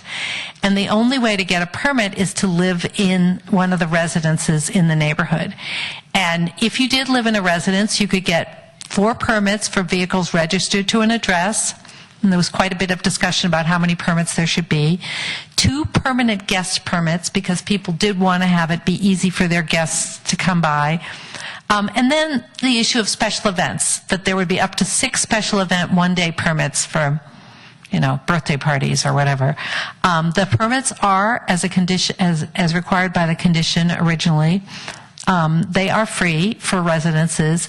Exceptions can be determined by the Public Works Director. And the way that the decision is made, does a block want to participate in this program or not? Because there were some people who did not want to see this program. On each block in the residential, 50% of the residences need to sign a petition that they want to be included in the program. We also had a business zone. We had speakers talk about what would happen when a residential zone went in, and all of the commuter parking would then be parking in front of their businesses. So there's a business zone that's applied in front of the businesses. And there, again, it's a 2-hour limit. This time it's Monday to Friday, 7 to 5. Permits are available to all employees. These permits will have a cost, and it's the same as the downtown employee parking permit. And in general, we tried not to recreate the wheel, so we tried to stay consistent with the downtown employee parking permit for the business zone, so that we don't have slightly different fees and slightly different requirements in different places. The businesses would be divided into 2 blocks. One is Old County Road and adjacent businesses. There are some businesses right around the corner from Old County Road. And the other is East San Carlos Avenue, and again, adjacent businesses. And it's the same thing. 50% of the businesses need to sign a petition in order to be included in the program. So there was quite a bit of community input. I think we came to some agreements on a number of issues. There are still a number of issues where there were wide-ranging opinions. And these were the Giants game commuter parking, how many days and how long should the program be in effect, how do you get into the program, and what about north of Holly Street? They were just, and I want to go over some of those, because those will be some of the things to look at carefully as the pilot program moves forward. The Giants parking was a big issue for people. There's a real problem in the neighborhood with people parking and taking Caltrain into the Giants games. And so that was part of the push for having parking go later at night and on weekends. And we came up with 2 proposals that we hope will address this program. What problem? One is that the business zone parking along Old County Road in East San Carlos would end at 5. The hope there is that people who are going to park in the neighborhood would then park in the business zone in front of the businesses, which would not need the parking after 5, and not in the residential zones.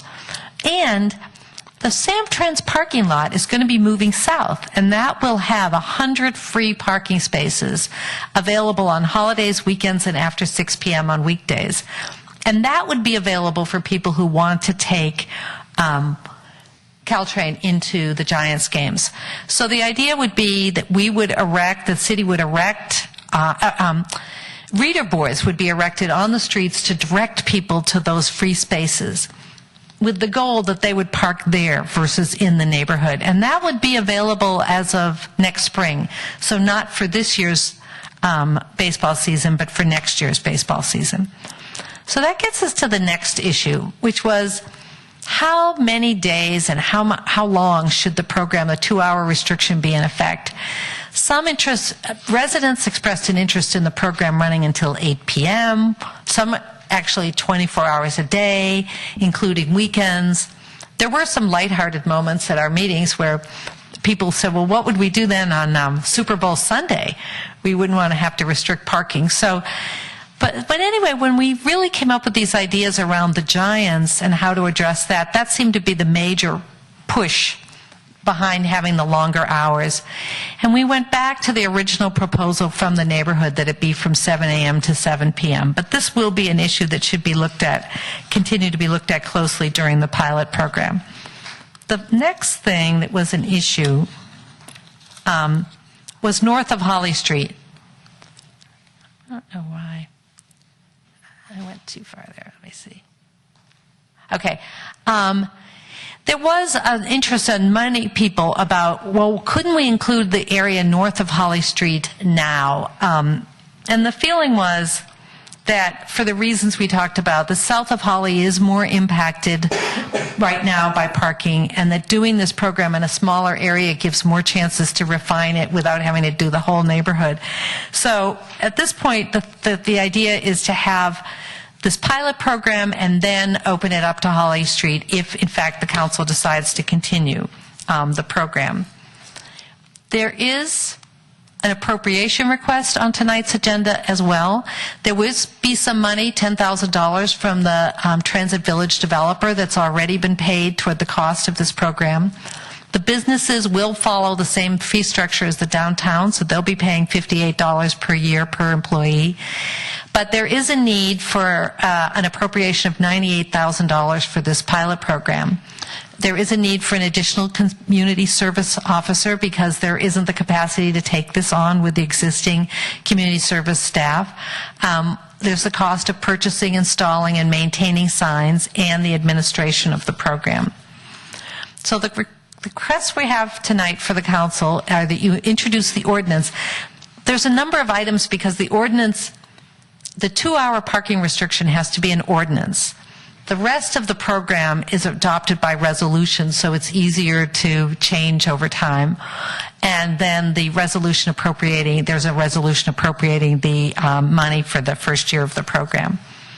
So at this point, the next steps would be that the ordinance, if it is approved by the council, could go forward and be adopted in July, that in late through July and into August, we would start to be developing the program materials, that we would send petitions to the property owners, the residents and businesses, that the petitions are due in September, and that we would be issuing permits in September, October, and starting a sort of trial enforcement, kind of going through a transition period in October and November, with the official pilot program beginning in January of 2016, with a 6-month review in June and ending in December of 2016. There was one other issue that I did want to mention, was how does a street decide or a neighborhood decide whether they want to be in the program?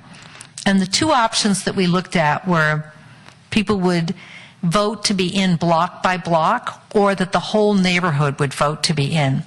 And this recommends that it go block by block. Part of it is it's a pilot program. There was this idea to make it easier for blocks that really are impacted to be in the program.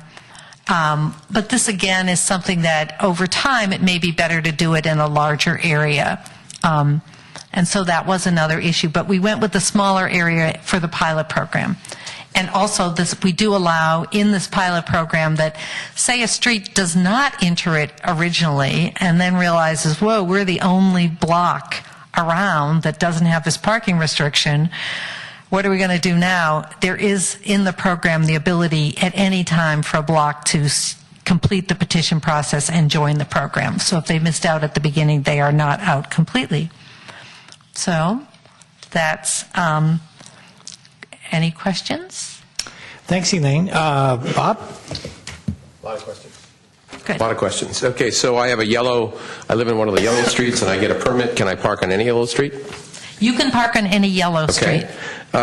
Who's going to be distributing the petitions and overseeing them? We'll be mailing them out Mailing them to? to every property owner and every resident. And they have a time frame to return it? Yes. We're going to give you about probably 4 to 6 weeks. Okay.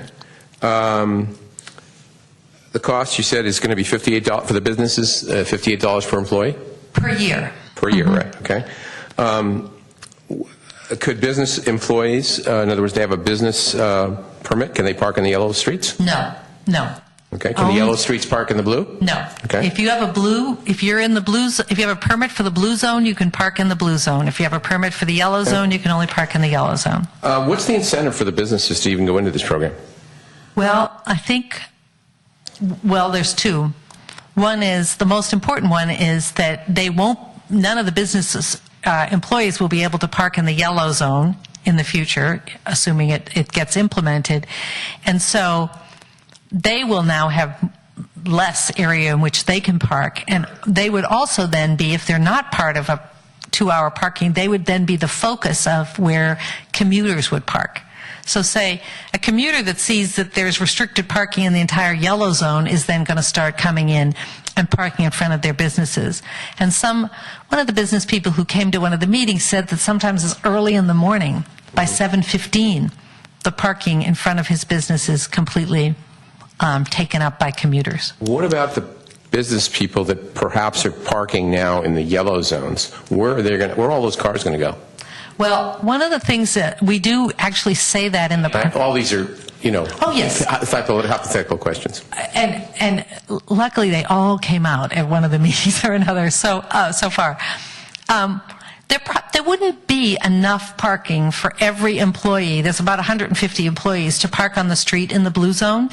The goal would be that people would use their off-street parking, but that what parking there is would be available to their employees. And again, I asked the question, there's 150. Right now, some of them are parking in the yellow zones, I'm sure, or the yellow areas. So where are they going to park? Well, they are going to either park on site, get there early enough to park on the street in the blue zone. Okay. Those are going to be their two major choices. Okay. So that's sort of the incentive to, I guess, have the permits for the businesses to join. Right. In theory. Right. Okay. Thank you. Okay, thanks, Bob. I don't see any other lights on. Sorry.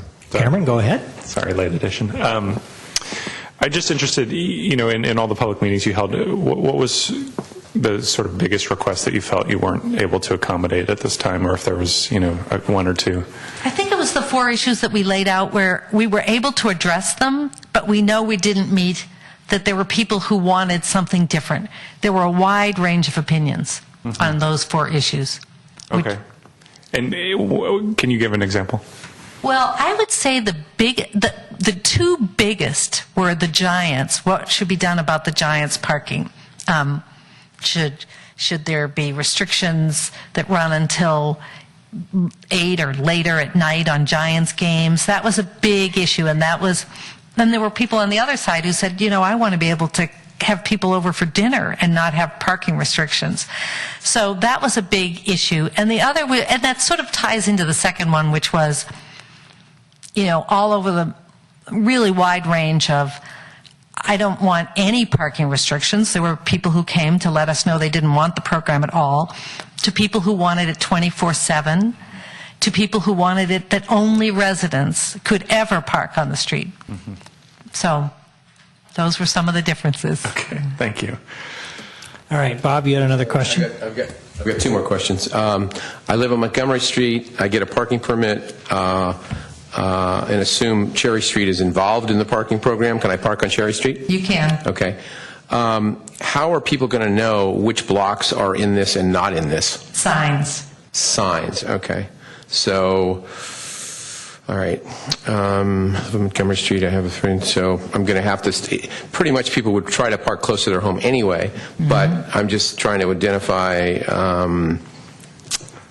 they can park anywhere as long as the street is, so theoretically, if I had 4 cars, I could park my car in front of someone else's home because I have 4 cars, as long as that street is also allowed for a parking permit. Okay, thank you. Okay, Bob. Matt. On the residential, the 4 permits for vehicles registered to an address, that's a max. And if you only have 2 vehicles, then you can only get 2 permits. Right. Okay. And what's to keep somebody from abusing their 2 permanent guest permits then for?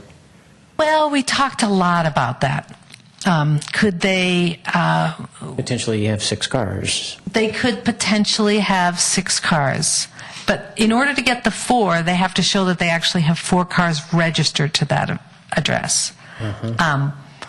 And the other was just the idea people wanted it to not be hard. We had people coming and saying, I have a babysitter who comes occasionally. I sometimes have my mother's group, and, I don't want to have to come to City Hall every time I have a guest come over.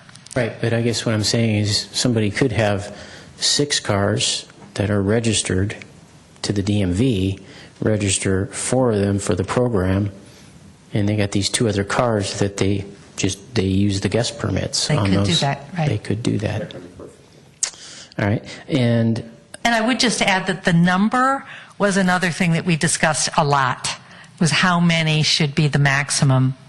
yeah, it does. I'm thinking of that neighborhood, especially most of the bedrooms counts on the homes and so forth. 4 cars, really? That's a lot. Because a lot of those homes, on the south side, well, there's still a fair amount of those that are 2-bedroom, 1-bath, unless they've remodeled and done an addition. And then maybe it's not fair to ask this question, or maybe the Captain Rothaus can answer it. To some extent, would this be on a complaint basis as far as enforcement is concerned, or are we going to have the sheriff's department trolling the neighborhood looking for cars that are, in violation? I'm going to let... Yeah, let him answer that. Why should you try? So the purpose of the funding for the CSO program is to make sure that we have proactive enforcement. This will not be complaint-driven. Okay. This will be proactive. Otherwise, it'll undermine the effectiveness of the program. Also want the council to consider, with respect to car count and permit count, we have 4 residents, but remember, each resident has a driveway, too, that can be used. So when you consider number of permits, consider driveways, too. Okay. And then my last question is, I got 2, actually. So let's say you are having a party, and you live on McHugh, and McHugh has agreed to do this. So you're having, 10 people over. Now, maybe it's not a problem because of the time frames that this thing is in play, but let's just go with it, though, that you're having a party, you're having 10 people. There's nothing to prevent you from going around to your neighbors and rounding up their guest permits for your party. We also we tried to find, these are all the questions that we've all mulled over. And we did say that's why there's the 6 special permits. Okay. I see, up to 6 special One events. day I special overlooked permit. that. Yeah, right. That you could have. Then my last question is, I'm wondering if this is a typo or this is actually what's being proposed. 50% must sign the petition. I guess that is meaning petition in favor of doing this. Yes. I'm surprised it's not 50% plus 1. Well, we thought of that 50% plus 1. Yeah. And we just tried to keep it simpler to just say 50%. Okay. Yeah. All right. Okay. Thanks. All right. I think Cameron's got a question for you. A couple more quick questions. If you own your house but you're renting it to somebody, who gets the permits? Who gets to sign the petition? Well, in terms of, it's going to be per residence. We looked at a lot of other cities to see how they did this. And so, because we had the same question about, well, what happens if there's an owner and a tenant, who gets to make the decision? So the way we recommend it here, and it's done in other cities, is that if you get one person from that residence signing the petition that they would like to be involved, that residence then is counted toward the 50%.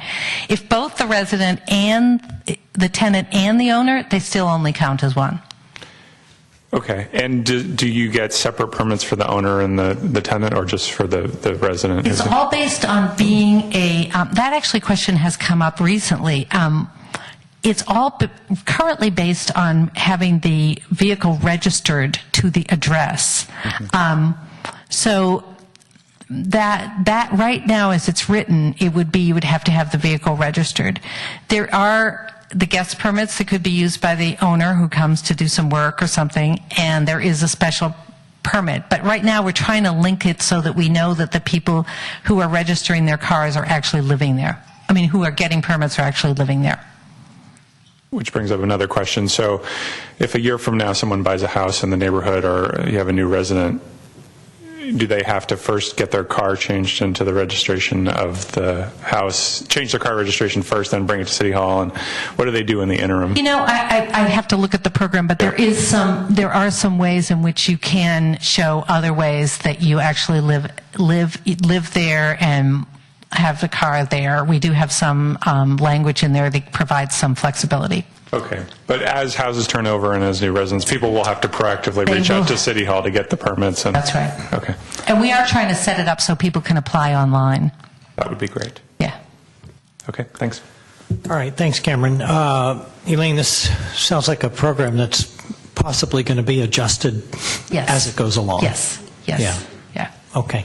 I had one question I noticed. I actually had a couple. Do we allow people now to park in front of their own driveway? We have experts on these issues, right? Okay. Yes.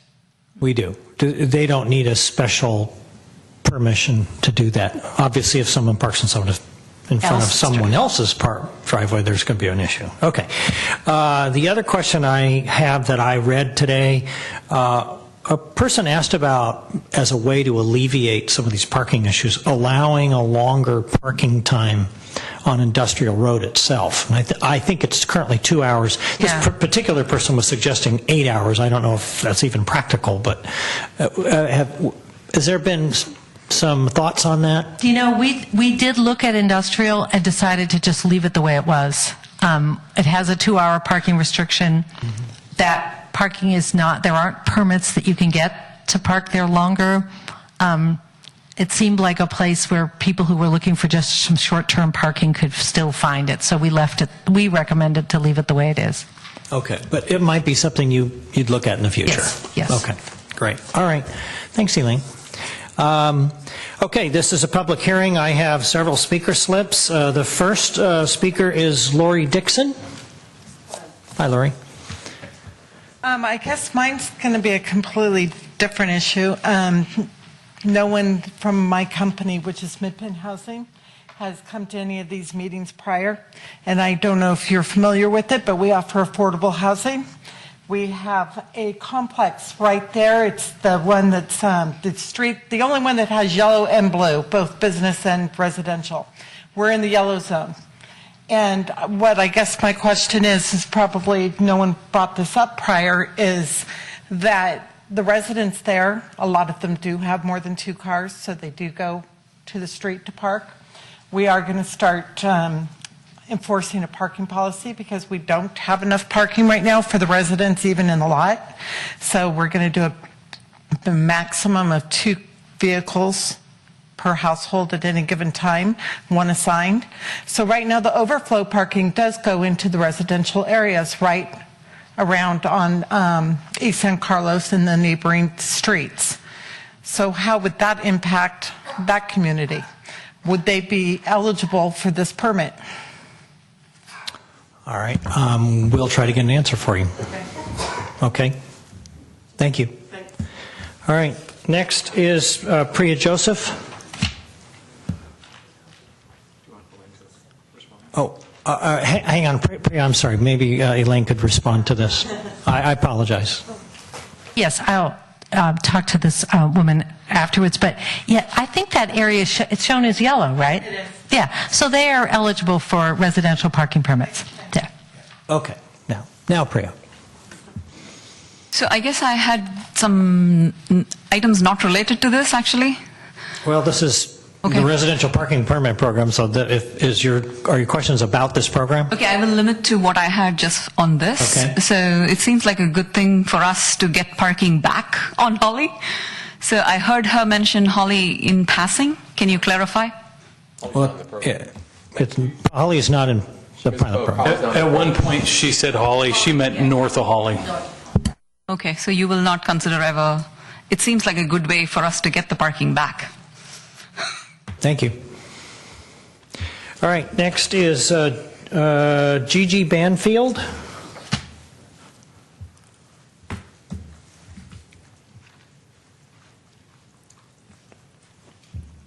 Good evening, Council.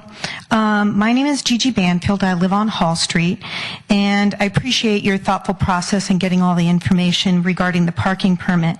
And I attended several meetings. I didn't attend the last one, so I apologize if this was not it has been addressed.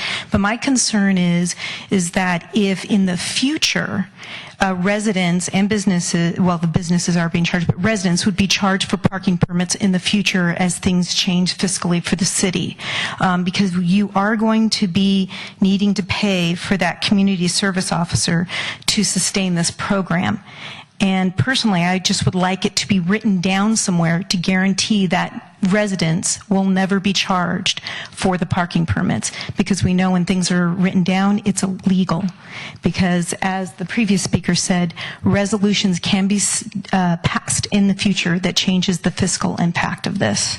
My other item is, just if I could get clarification, is when we talk about sending the company sending out the ballots and getting 50% of the residents' votes, are we ensuring that 100% of the blocks are voting, or is it 50% of the people who send in the ballot? So, thank you. Okay, yeah, Elaine, maybe you could respond to those? Yes. On the question of the cost of the permit, Greg Rubens and I discussed this because it was a condition of and at least my understanding is that it will continue to be free because it was a condition of the permit. I'm just looking at the conditions of approval right now, so let me defer for a second on that question. And then on the, what was the second question? Oh, okay, that's a very important point. This did go back and forth as to whether it should be 50% of the people who vote, basically, or send in a petition. It is, according to the conditions in the Transit Village, and we talked to Greg about this as well, it needs to be 50% of the residences. So it's not just half the people who vote, it's half the residences have to, you don't have to vote no, we just have to get petitions that represent half of the residences on a block. And that's how it would be implemented. Okay, thanks. All right, next we have Michael Schwartz. Oh, I'm sorry, Greg. Do you want to clarify something? Well, I'm just reading the conditions of approval of the Transit Village. It talks about the developer being responsible to fund initial funding. That's the $10,000. It says the plan shall include the following components. The parking permit program shall be free to residential property owners within the boundaries of the permit parking area. I think there's two issues here. One is this was a condition of approval on the developer. The city has a role in implementing it because the time limits require an ordinance, and then the program requires administration by the city. So the resolution, the actions you're taking, the ordinance and the resolution comprise that program. I think since it's a condition of approval, I have a question whether or not the council is bound, the council itself and the city is bound to make it free. But, the language is there. It's already there. The speaker spoke about, we want to make sure it's written down. Well, it's written down here. For me to research whether or not a future council could, by legal process, require some sort of a cost recovery type of fee program, because remember, we are limited to only recovering the cost of administering a program like this, that we'd have to report that out and follow a very detailed process in order to impose such a fee in the future. All right, so a future council could be, have to go through quite a process to change it. Is that a fair statement? To change the fee, I'm sorry, I didn't hear that. I'm just saying, so a future council, if they decided they want to start charging fees, would have to go through a fairly complex process to change the policy that we would be setting. Yeah, I mean, the issue that Greg raises is an interesting one about whether or not the conditions of approval bind future councils and to what extent. If there is a way to bind future councils, that would actually be the most robust way, despite, resolution or ordinance. I know when Elaine spoke, she said it's easier to modify a resolution than an ordinance, and that's true. But it's also very easy for a council to modify an ordinance too. It just takes 2 steps.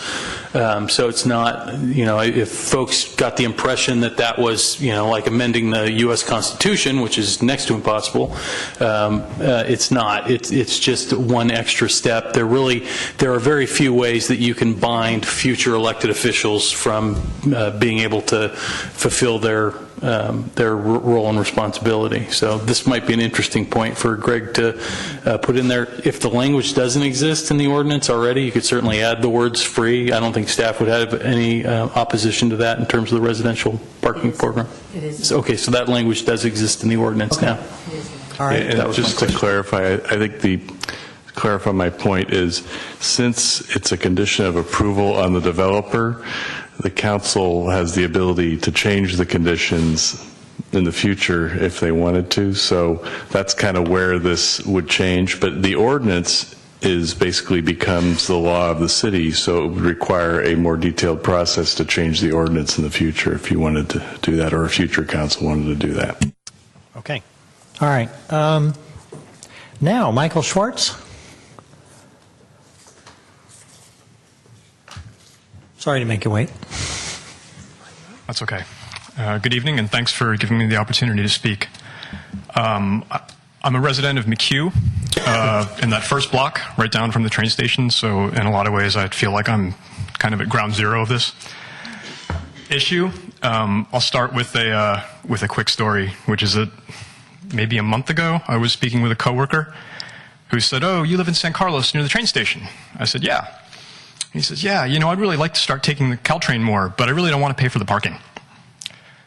True story. And that's really where a lot of this issue comes into play. When I've only lived in this neighborhood for 2 years. We moved here in 2011, moved to San Carlos in 2012. Previous to that, we lived in Washington, D.C. I'm no stranger to congested parking.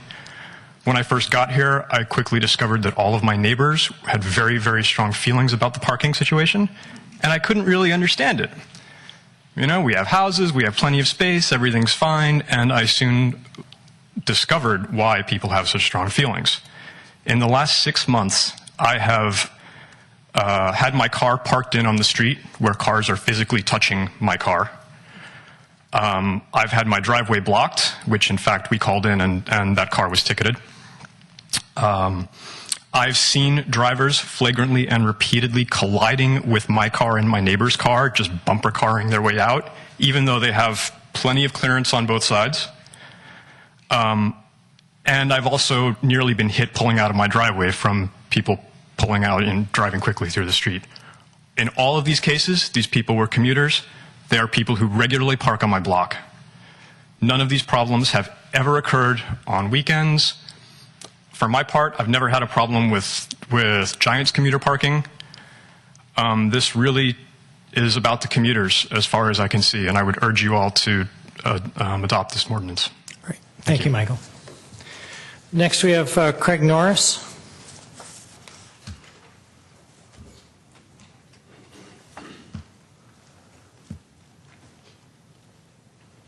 Good evening, everyone.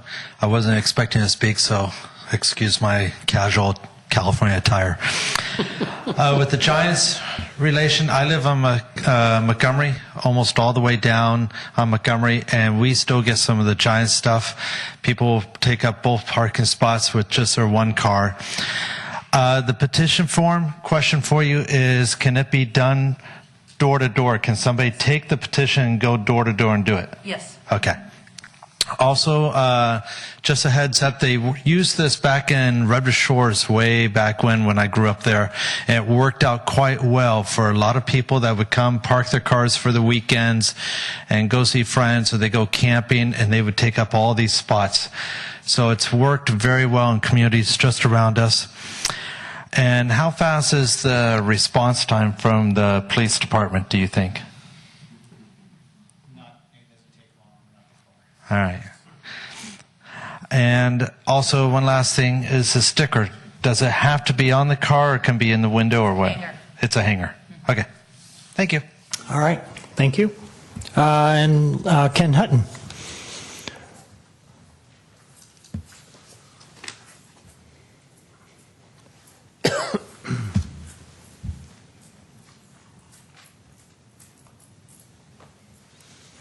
Mayor and Council.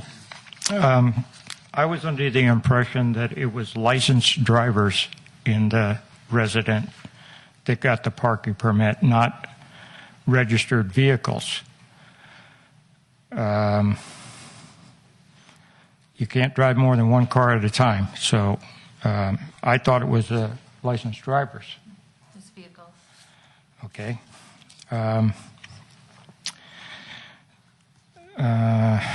Let's see.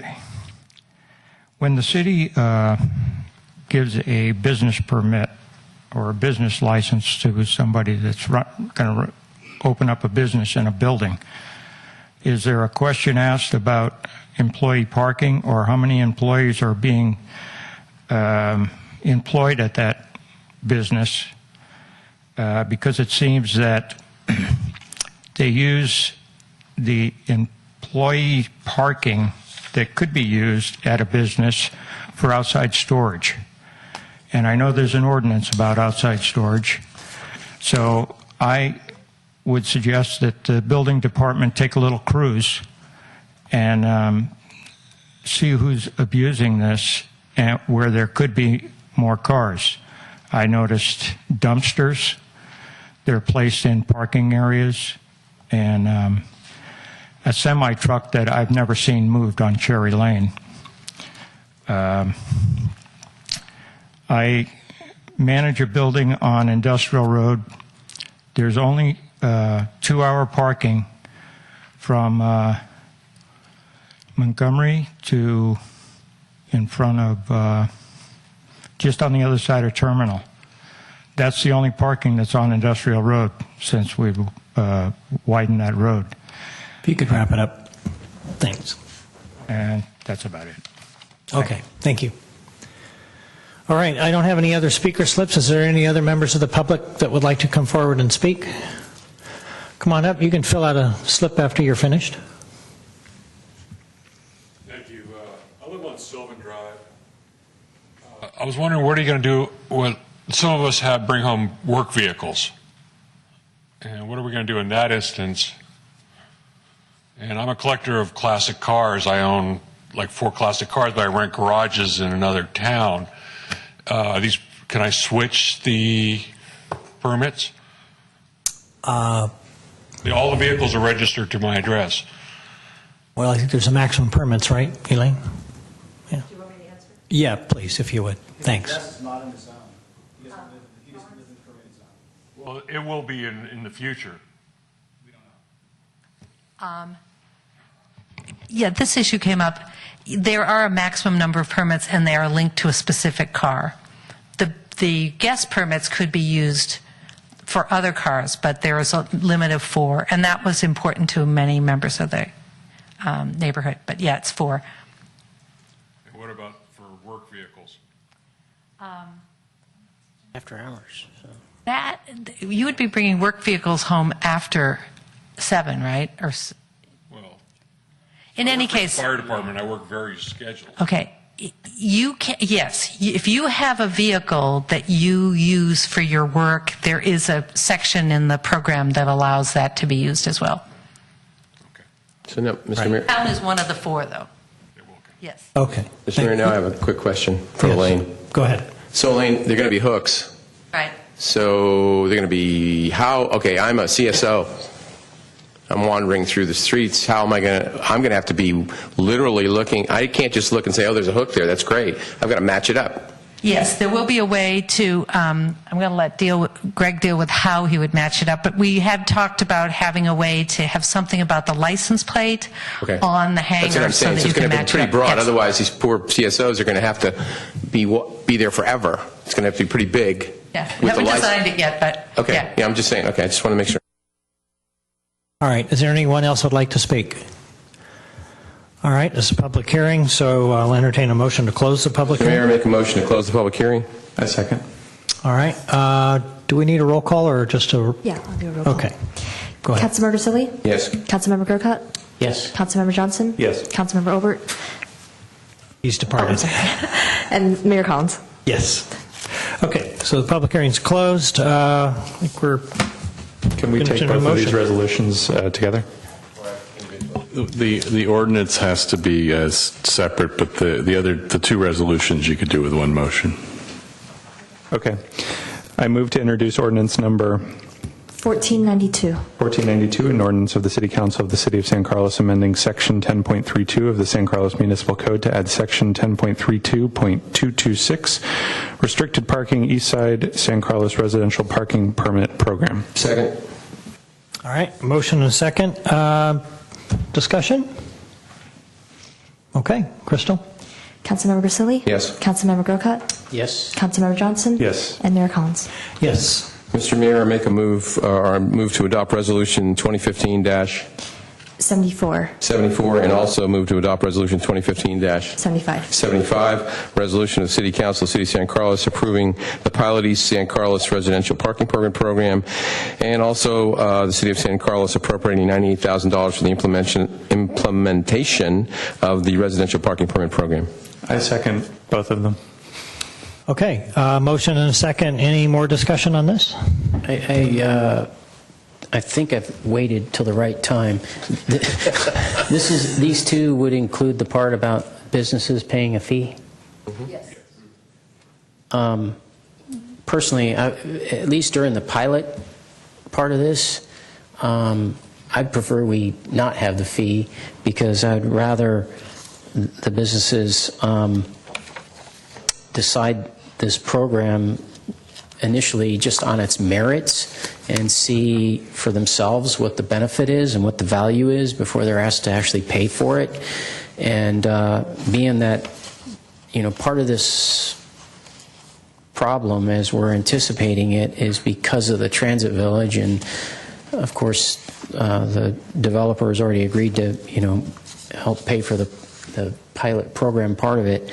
I would just myself I would like to see the fee portion of it for businesses held exempt for the pilot initiation part of it for the first year. If we want to introduce it after that, then I think that's something for discussion at that time. But I'm not going to vote against it if we don't go for that. But I would like to see some discussion on that, and those are my In the druthers. future, do you want to put a competing motion up or what? I'm not clear. Well, I guess I'd like to. Yeah, how would I go about changing the resolution? Could You we think get I'd we know could by get now? some clarification from staff about the purpose of the fee? Just a clarification, the ordinance that was just introduced has the language differentiating the two, so you would need to take a look at that. That part of it's already in the ordinance that you've introduced, so it's not necessarily just in the resolution that's before you right now. Sorry, I made my point at the wrong time then. Okay. Being that we voted on it, if we waited until it comes back to us to actually vote, because we just introduced it, right? So when we actually vote on it, if we made a change like that, would we have to reintroduce it? Or, oh boy. All right. Well, I guess I swing and a miss. So. Crystal? Councilmember Grisilli? Yes. Councilmember Grocott? Yes. Councilmember Johnson? Yes. And Mayor Collins? Yes. All right. Moving on to item 9B, consideration of adopting a resolution approving the submittal of annual property tax or property assessments to San Mateo County for National Pollutant Discharge Elimination System stormwater fees, Pulgas Creek levy assessment fees, and sewer service charges for fiscal year 2015-2016. Good evening, Mr. Mayor, members of the council. Jay Walter, Public Works Director. Tonight, we have before you the process for funding certain of our city programs. We go ahead and we collect those charges by placement on the county's property tax roll. And for the benefit of council and others in the audience, the San Mateo County is what's called a teeter plan county, which means that we can submit the information as assessments. We get paid by the county up front rather than having to wait until all the proceeds have been realized from the property tax rolls. So it's an advantage to us to be able to have these collected through the property tax assessment since we can be paid up front. So council resolution is required to submit these assessments to be placed on the tax roll each year.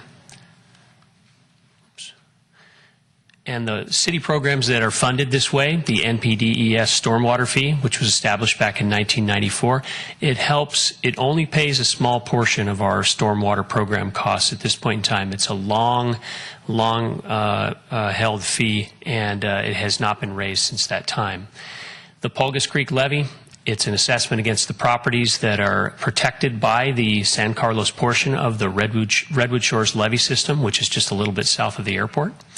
And the sewer service charges, and this is the third year of the 3-year rate increase that the council passed in order for us to be able to improve our collection system and then pay for the Silicon Valley Clean Water Treatment Facility improvements.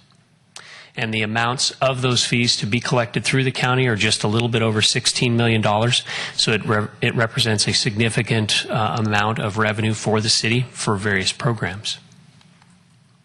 And we don't have every property tax or every property that's collected via the tax roll. Some that are not on the property taxes, like the school district, public utility properties, and we have some county sewer districts that we collect fees for. The staff calculates those amounts, and we issue separate invoices for payment. So that's one of the additional ways we get some revenue, but not the primary means. So I'll take questions at this point if you have any. Mr. Grisilli? Just as an aside, the PG&E yard that's down there, is that considered public utility? It is. Okay. Mr. Grocott? I have No questions? Oh, jeez. Yeah, he's doing real good, too.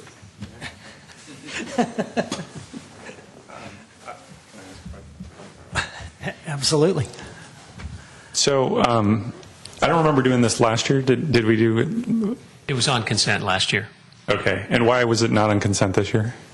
Apparently we had a miscommunication to call it a public hearing in this particular case, and unless in the past it had not been a public hearing, I'm not exactly sure why, but that's why we're before you tonight. Okay. And was it a similar amount? Has the amount of the assessment varied much? Not very much. One thing that did leave the role for this year was the Industrial Road Improvement District, which was a 10-year assessment that expired last year. And if I remember right, that was a couple $100,000, but primarily the others are the same. And is it assessed, and I apologize if this was in the staff report, but is it assessed relative to the value of the property, or is it assigned to every parcel, or how? The NPDES stormwater fees, generally speaking, for the residential properties are a flat fee of $20 per parcel. I see.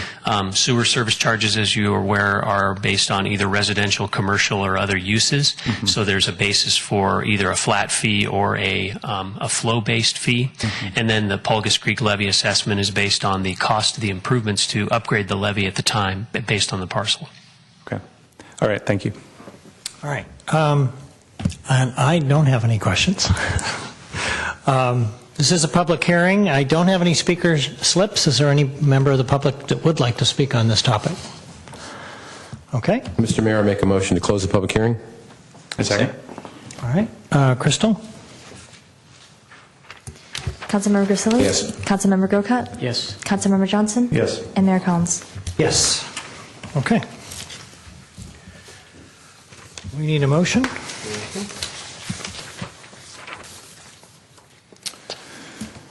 Mr. Mayor, I make a motion to adopt Resolution 2015-76, a resolution of the City Council of the City of San Carlos approving the submittal of annual property assessments to San Mateo County for national pollutant discharge elimination system stormwater fees, Pulgas Creek levy assessment fees, and sewer service charges for fiscal years 2015 to 2016.